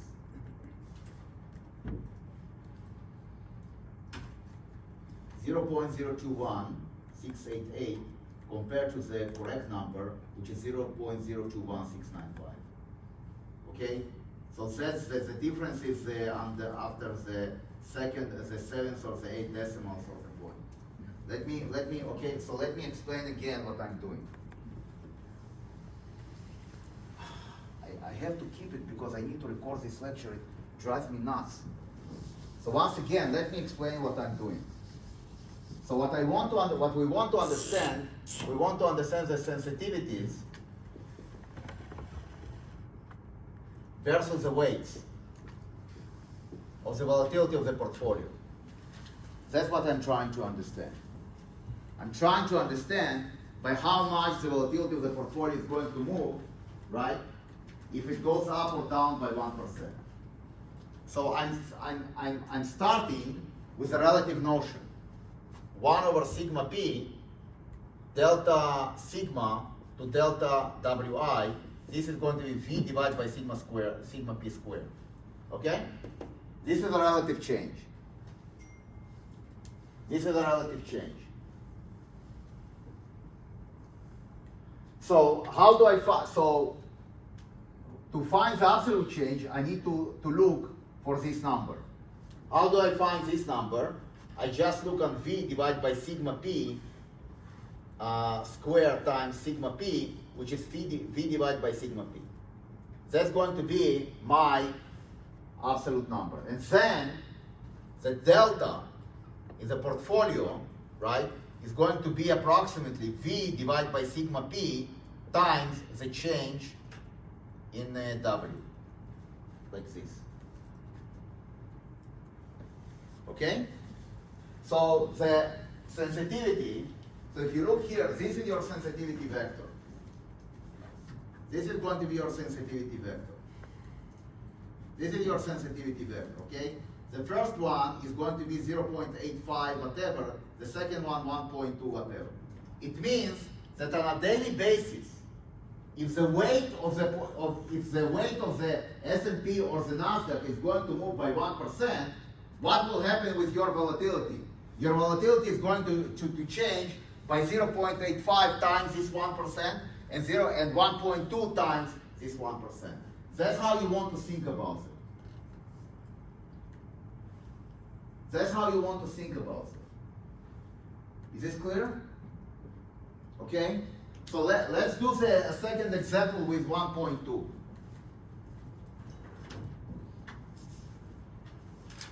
So here, instead of moving to 0.6, now I'm going to move to 0.42, like this.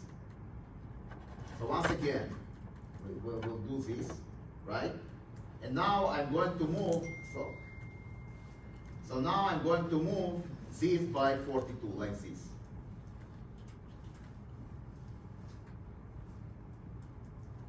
What is going to be my new var?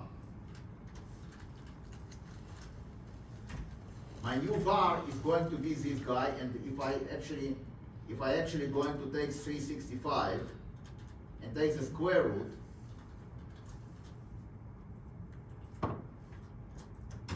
I'm getting 0.208824. Did I run it already? Once again. Yeah. So let's look at that again.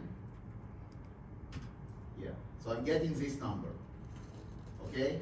Now, my sensitivity, we said, is going to be, my sensitivity is going to be this.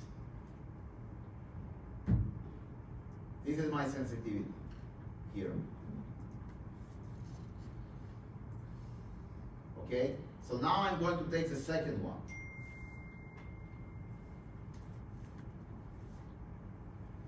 So I'm taking this guy, okay, so this is my sensitivity, and then I'm multiplying by S. So now I'm going to multiply, I'm going to take the original, before I painted this.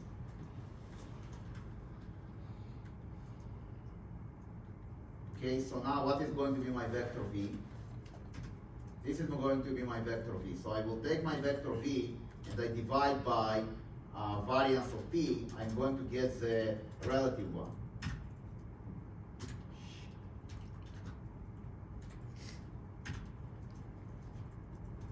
Okay, so this is what I'm taking. And now I need to multiply by standard deviation, square root of variance P.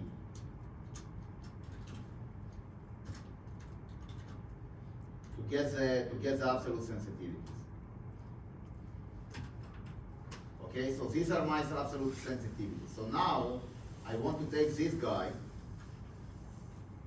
multiply by 0.01, and add to the initial vol.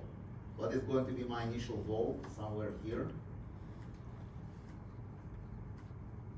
Probably this.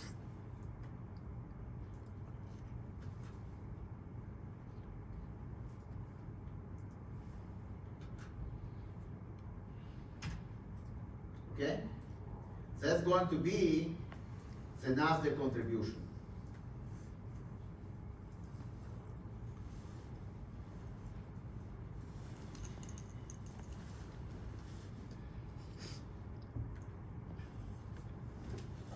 Okay? Probably I need to multiply this by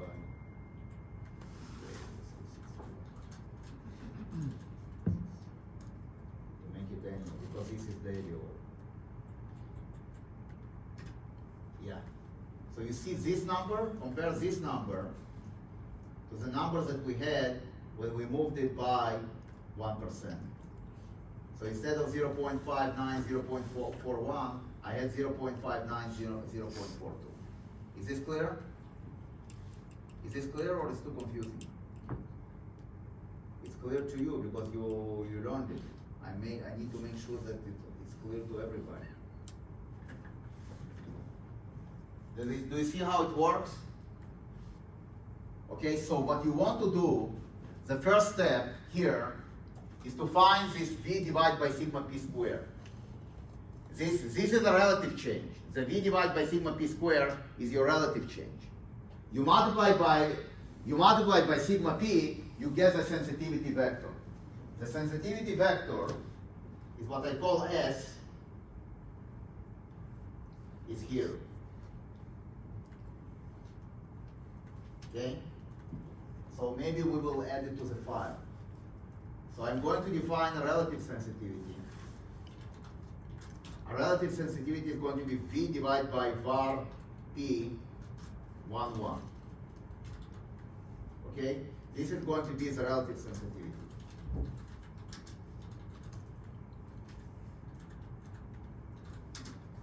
Now, when you want the absolute sensitivity, you take Rs and you multiply by a square root. Did we? I didn't find the volatility here. So let me find the vol. Is going to be here var square root of var P 1, 1, like this. Okay. So I take this relative sensitivity, and I'm going to multiply by Rs by the square by the vol. I'm getting the absolute sensitivity. Okay. So new vol is going to be vol plus, let's say, sensitivity times, let's say 0.01. So when I do 0.01, all of them are changing by 1%.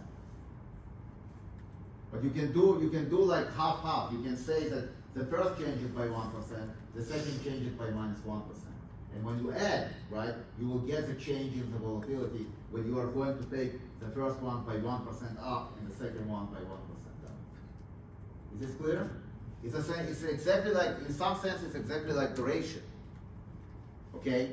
But duration is a sensitivity to the change in yields, right? Here, you're changing the weights of the portfolio and you want to see what will be the impact on the volatility and the risk, right? You want to find it's like exactly like duration. Okay?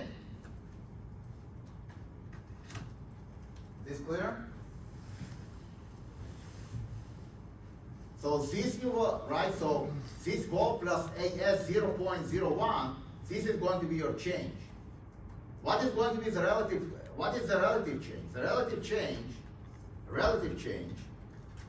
is going to be AS times 0.01 divided by, right, the standard deviation. Standard deviation is 4. Okay. So what will it tell you? Okay, so this is a standard. This is kind of a standalone change. What you want to understand is how sensitive this change to the original volatility. It's like a return, if you want, right? See, you can think about this as a returning volatility return. This is a change in vol, and you divide by the vol, you get the return. Is this clear? You can. Okay, so that's the idea behind all this theory. Okay? So let's do this. And now, at the end, I want to actually analyze it. So I want to say that the new vol times square root of 365. Because I want to analyze it. This is daily. If it was monthly, I would multiply by square root of 12. Right? Yeah, good job. Now it's all coming together. So now, okay, this little code tells you by how much it changed using all these sensitivities. So if I'm going now to look for, let's say, 1%, I'm doing this.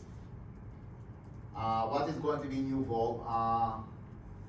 So new vol, square root of 365. Oh. Square root. Right.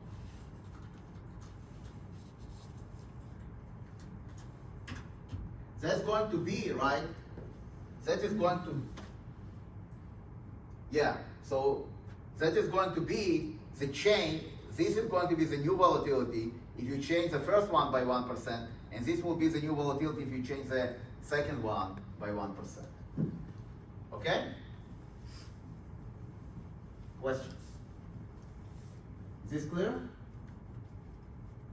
This is exactly the numbers that we got before. If you remember, watch. What should I compare these numbers to? So if I'm going to change this guy to 60%, what will be my new vol? What is going to be my new vol? Vol now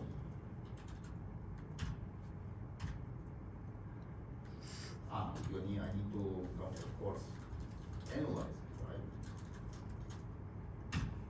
0.02165 compared to this. And now the second one, if you are taking and you change the second one, so from 41 you are changing to 42. Watch the magic. So now what is going to be your vol?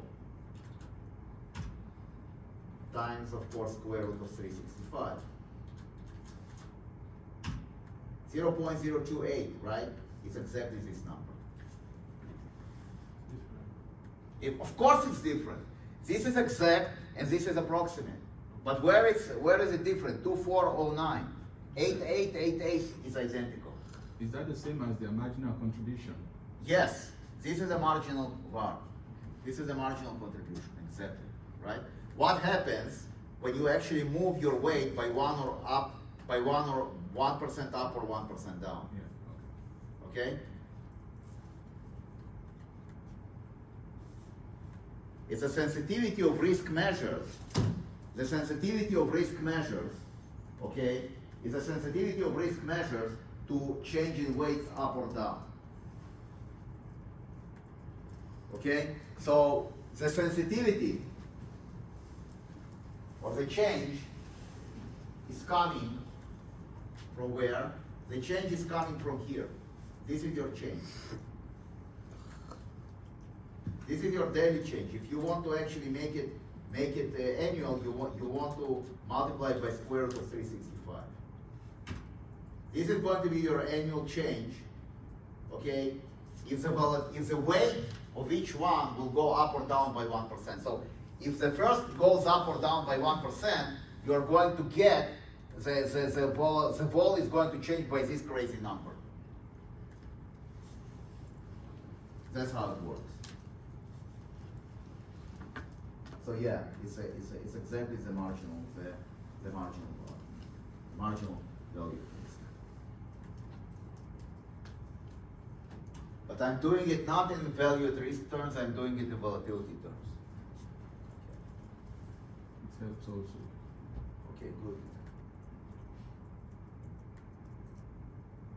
Questions? Is this clear? More or less? It's not easy, okay? You see that even I got confused a little bit. So what you want to think about this, right? You want to think about this in terms of sensitivities. What happens with the weight when the weight goes up or down by 1%? What happens, with the volatility of the portfolio? So you don't want to do these calculations, from the beginning. What you want to do, if you have these kind of things, what you can do, you can type the volatility, right? Take this 0.017 and just add it. And if it's 2%, you take this guy, you multiply by two, and then you add it to the vol. And so it's much faster to do it mentally than to do these crazy, changes in the formulas themselves. You can do it. I mean, as a test, I cannot tell you not to do it, right? But there will be a little bit of a change there. So you want to be very careful. You want to actually reproduce this code, right? So once again, the formula is to find the sensitivities. You start with a vector v, and you divide by sigma p square, and then you multiply by sigma p to get the absolute sensitivities. Okay? Now, as relative sensitivities, you just divide by the volatility. So you take this guy, you take this vector, and you divide by the original volatility, which is going to be, I think, this number.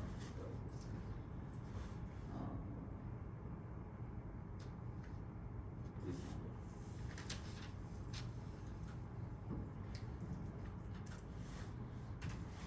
Okay, so the first So if the first one goes by 1%, if the weight goes up by 1%, the VAR, right, the value, the volatility changes by, on relative terms, by 84 basis points. That's how you want to interpret it. By how much it changes on a relative terms, right? Just like with duration and convexity. It's kind of a volatility return you want. If you know, you think about volatility, okay, as kind of a standalone asset. So when the weight goes up or down by 1%, something happens with volatility. The volatility has a return. Okay? So this relative thing, right, where you take this AS vector and you divide by the volatility itself, gives you like a duration it gives you a duration type measure. Okay. For the exposure for each weight. I mean, it's crazy, isn't it? I know, it's impossible to follow it. It's impossible to follow. One more example? Okay, let's do one more example and then we go home.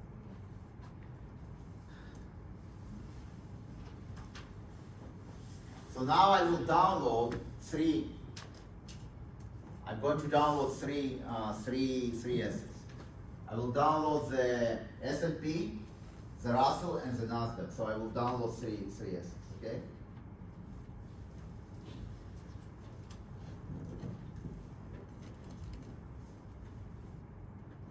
So I will just do it in this file. So I will actually save this file, save as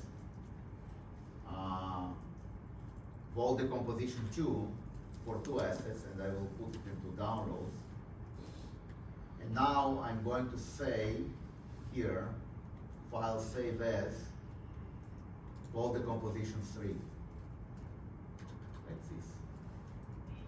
And I will do save. Okay? So now I will add another asset. I'm going to add here the Nasdaq. And what is the term of the Nasdaq? Do you see? Nasdaq ticker.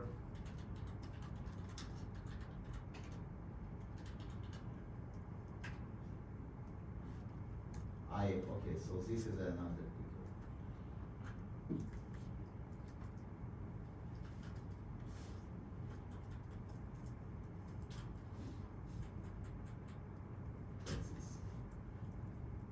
Okay, from the same, and then I will have 3 portfolios. So our bind now will be, let's say 0.5. I'm going to put,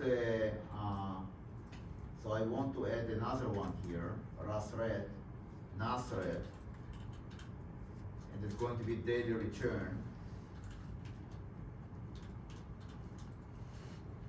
Daily return of add of IXIC, like this. Okay, so now I'm going to have a data frame of 3 guys and NAS-RED. So let's just take this out for now. And I'm going just to have this, right? Good. So what is the covariance? The covariance of 3 guys, right? So this is the covariance data. Now I want to actually do a portfolio, I want to do a portfolio analysis. I want to do a portfolio analysis, so I will do it here. So the first one will be 0.5, the second one will be 0.25, and the third one will be 0.25, okay?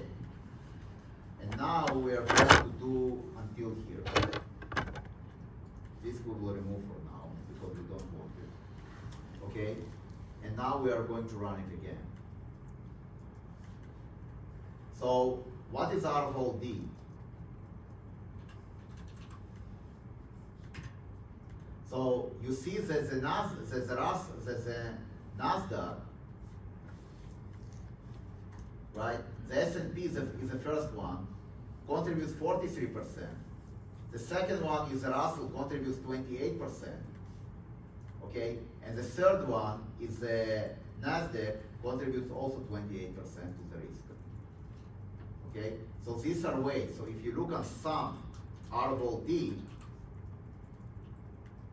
you're going to get 1. These are the relative weights. How do you find the absolute contributions? You can take R of all D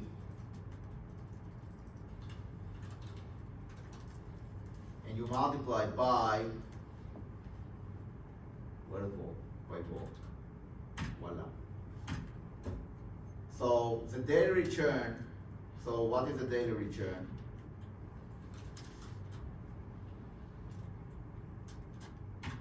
This is going to be your daily return. Out of that, right, 0.46 is contributed by the S&P. The second one contributes 0.0298, which is Russell, and the third one contributes 0.03886. Now you see here, right, that the Russell and the S&P have the same weight. However, the Russell and the Nasdaq have the same weight, but the Nasdaq is a little bit more risky, right? So if you want to see it in annualized, right, you want to do this.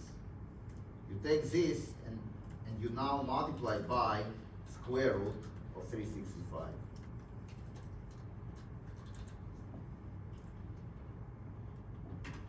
Voila. So the sum is 0.12. If you are going to take the vector without the sum,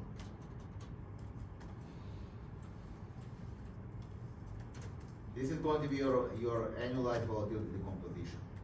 So the S&P contributes 8.8% to the overall 20%. The Russell contributes 569, and the daily return, the third one, the Nasdaq contributes 0.057. But the weights will be the same. The weights do not depend whether it's daily or annual. That's why we want to work with the weights and not with those numbers, because those numbers change, but the weights, right, of the decomposition will never change, okay? Are there any questions on that? Is this clear? Okay, so now I want to get to the sensitivities. And this is the last piece of the puzzle. So now, we have the volatility decomposition. This is the absolute, okay? And we have the relative sensitivities, and then we have the, and then we have the absolute sensitivities. So now what does it mean? What does this new vol mean? New vol will give you, right, the result. Okay, so now let's run the entire program. Let's run the entire program, okay? Tuck. Okay, so what is new vol? New vol tells you, okay, that if the S&P is going to go up by 1%, the annualized volatility, because you see here, I see, oh, I need to annualize it here.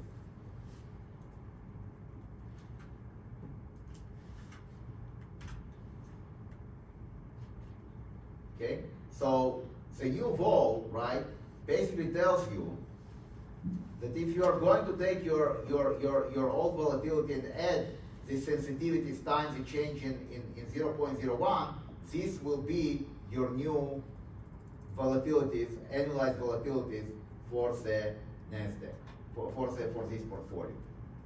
So how do so I need to compare these numbers where I actually change this, and this by 1% respectively. So that's what I'm going to do. So first I will put 1% here, like this. And now I want to see what is my volatility. I will take my volatility times square root of 365.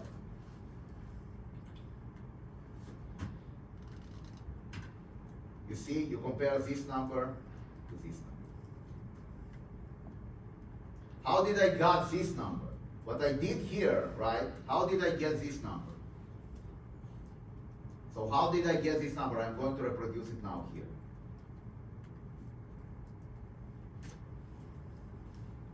So the first step to get this number is to take your vector V, so you have a vector V and you divide by the volatility of the portfolio. You divide it by vol. This is going to be your sensitivities. Okay? So these are daily sensitivities. If you want to analyze them, you take V divided by vol and you multiply by square root of 365. Like this. Okay, and now let's assume that the Nasdaq moves by 1%. So what do you do then? You take this guy and you multiply by 0.01. So the S&P moves by 1%. This is going to be the change in your vol. So what was the old vol? The vol was this. Now you want to analyze it.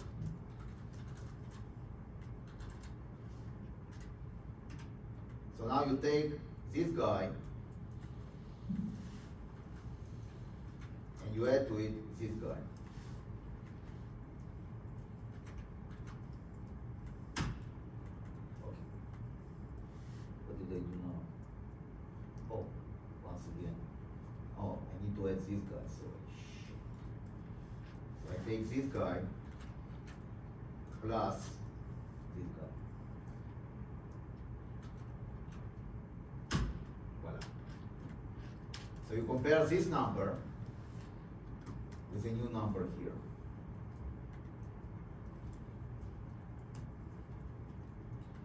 Okay? Is this clear? I hope it's clear now. Is this clear? So this is going to be an approximate new volatility, right? If you are going to take, say, your weight and multiply it by 1%. Earlier you kind of added. Exactly. So now I'm going to do it here. Yeah, what I was saying is that you added the 1% of the weight of the portfolio. Exactly. But it was. I did it through the formula. But you kind of like, it was at 51% and the other two was still at 50%. Exactly. Exactly. So doesn't that like kind No, of? it's okay. It's okay, yeah, because you're right, because you can still talk about an overweight portfolio, Okay. right? You can add 1% and then subtract cash, Yeah. right? And cash will not contribute anything. So the fact that you are adding 1% to all of them, right, doesn't mean that you're actually violating something. Okay. So Because you can always have in the background, right, if you have cash. So how do you add it in reality? You can borrow from the bank, right? 1% of the portfolio. Let's say you have 100 million, you borrow a million, right? And then you are going to, you take this million, you are going to put it into the S&P, Okay. right? You see how it works? Yeah. So I did not violate anything. So if I have 0.51, 0.25, 0.25, and then I have cash is neutral. Okay. So you want to compare this number, which is coming from the sensitivities, right? So you see I take this guy, so this is going to be my annualized sensitivity, okay? And I want to, so I take this, multiplied by 0.01, which is the change in the yield, in the weight of the first guy, and I add it to the old volatility, which was this. Annualized volatility, which was this. Voila. So I'm getting this number. Now I want to compare this number, what happens if I'm actually using the formula. So I'm doing this, tuck, and now I will look on the new vol, and I pray to guys that it works. Of course, I need to mark. What do I need to do? Analyze, right? Very good. Okay, so this compared to this. So you see that on still 6.1, you have 6.182, and here is 79, which is very close. Okay? So if I want to do the same game with the Russell, what is my sensitivity here? So let's just do it from scratch. What is my sensitivity? So I'm going to take my V, my volatility, my vector V, and I will divide by vol, and I want to analyze it. Like this. maybe we'll run it again just to be on the safe side. And now we do this. So the second one is 0.2784. So watch, I'm going to take this 0.2784, no, this one.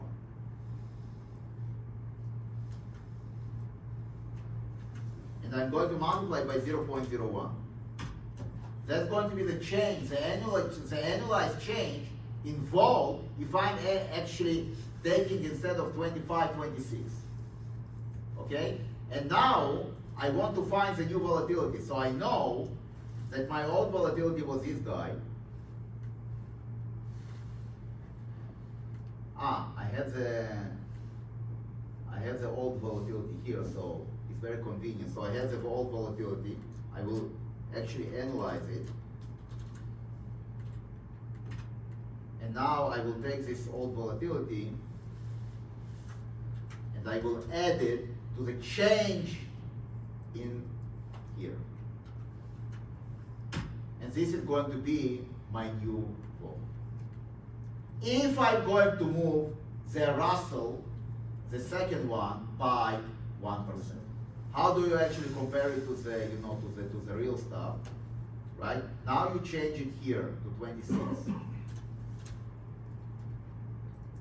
So this formula, right, is going to give you, this vol now is a new vol. So you want to analyze it. You do vol square root of 365, and you get a very close result. So here I have 2051,276, 2051,309, right? So the first 4 digits of the array. Okay? Do you see how it works? Do you see how it works? Okay? Now, the relative, right, is when you look at this change and you compare it with the volatility itself. So,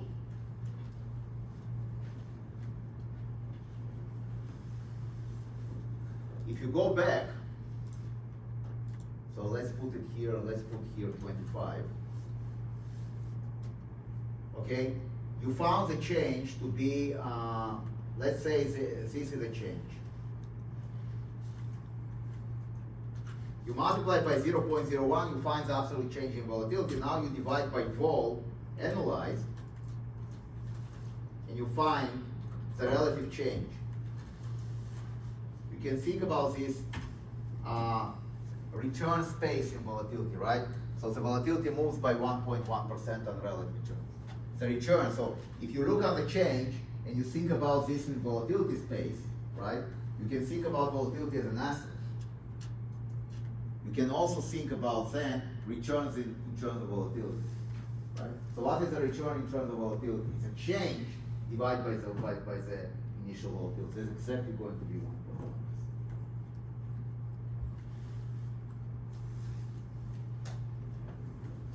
To find it directly, right? How do we do that? How do we find it directly?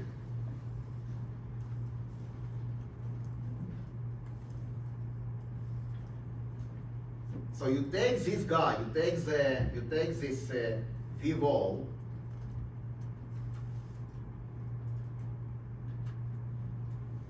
okay, times square root of 365.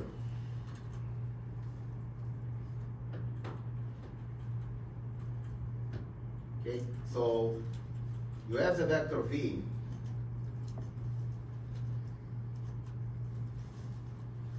Okay, so this guy, you can actually do it, right? So how do you do it? That's why it's actually, that's why the relative is actually a little bit easier. So you can take, here's how you do it. Take V, take the vector V, and divide by vol, by variance of P, 1, 1. You don't need to analyze. You don't need to analyze. This is what you are going to get. Now, you take this guy, and you multiply by 0.01. Okay, and this is going to be your relative change. That's the idea behind it. Okay, so you can see that this number and this number are identical. Right? So I moved the second one by 1%. You can see that this number and this number Where was it? This number and the other number and this number, which I calculated directly, are identical. So, all you need to do, if you want the relative change, right, you take your volatility vector, you divide by the variance, and it doesn't matter if it's daily or not, because that's the beauty of this relative thing. You don't care about whether it's annual, daily, you can just take the daily thing, divide by the daily vol, multiply by 0.01, you're getting your daily returns. Okay. Sensitive, relative daily returns. Okay. Questions? Was a tough lecture, not only for you, but for me as well. Questions? Questions? Is this clear? So what we're going to do next time, we're going to translate this into KRD space. So key rate duration is exactly the same. You have the key rate durations.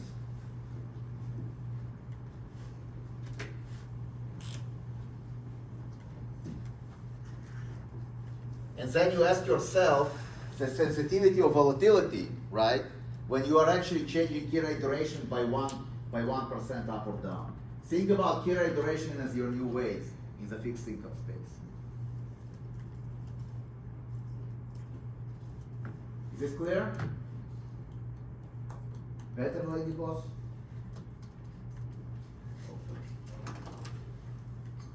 I'm appearing in your nightmares. I'm appearing in your nightmares. These numbers flying around. Nothing happens to you. It's okay. All right, guys. I'll see you next Thursday, and we will continue with that. The test is going to be on the 13th of March. So it's going to be one before the. So how many lectures we have? 3 more lectures until the test.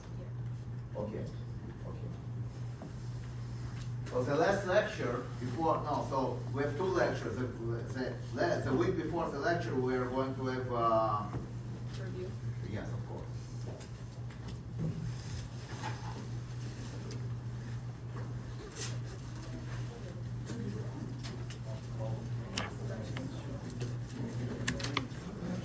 Yeah, just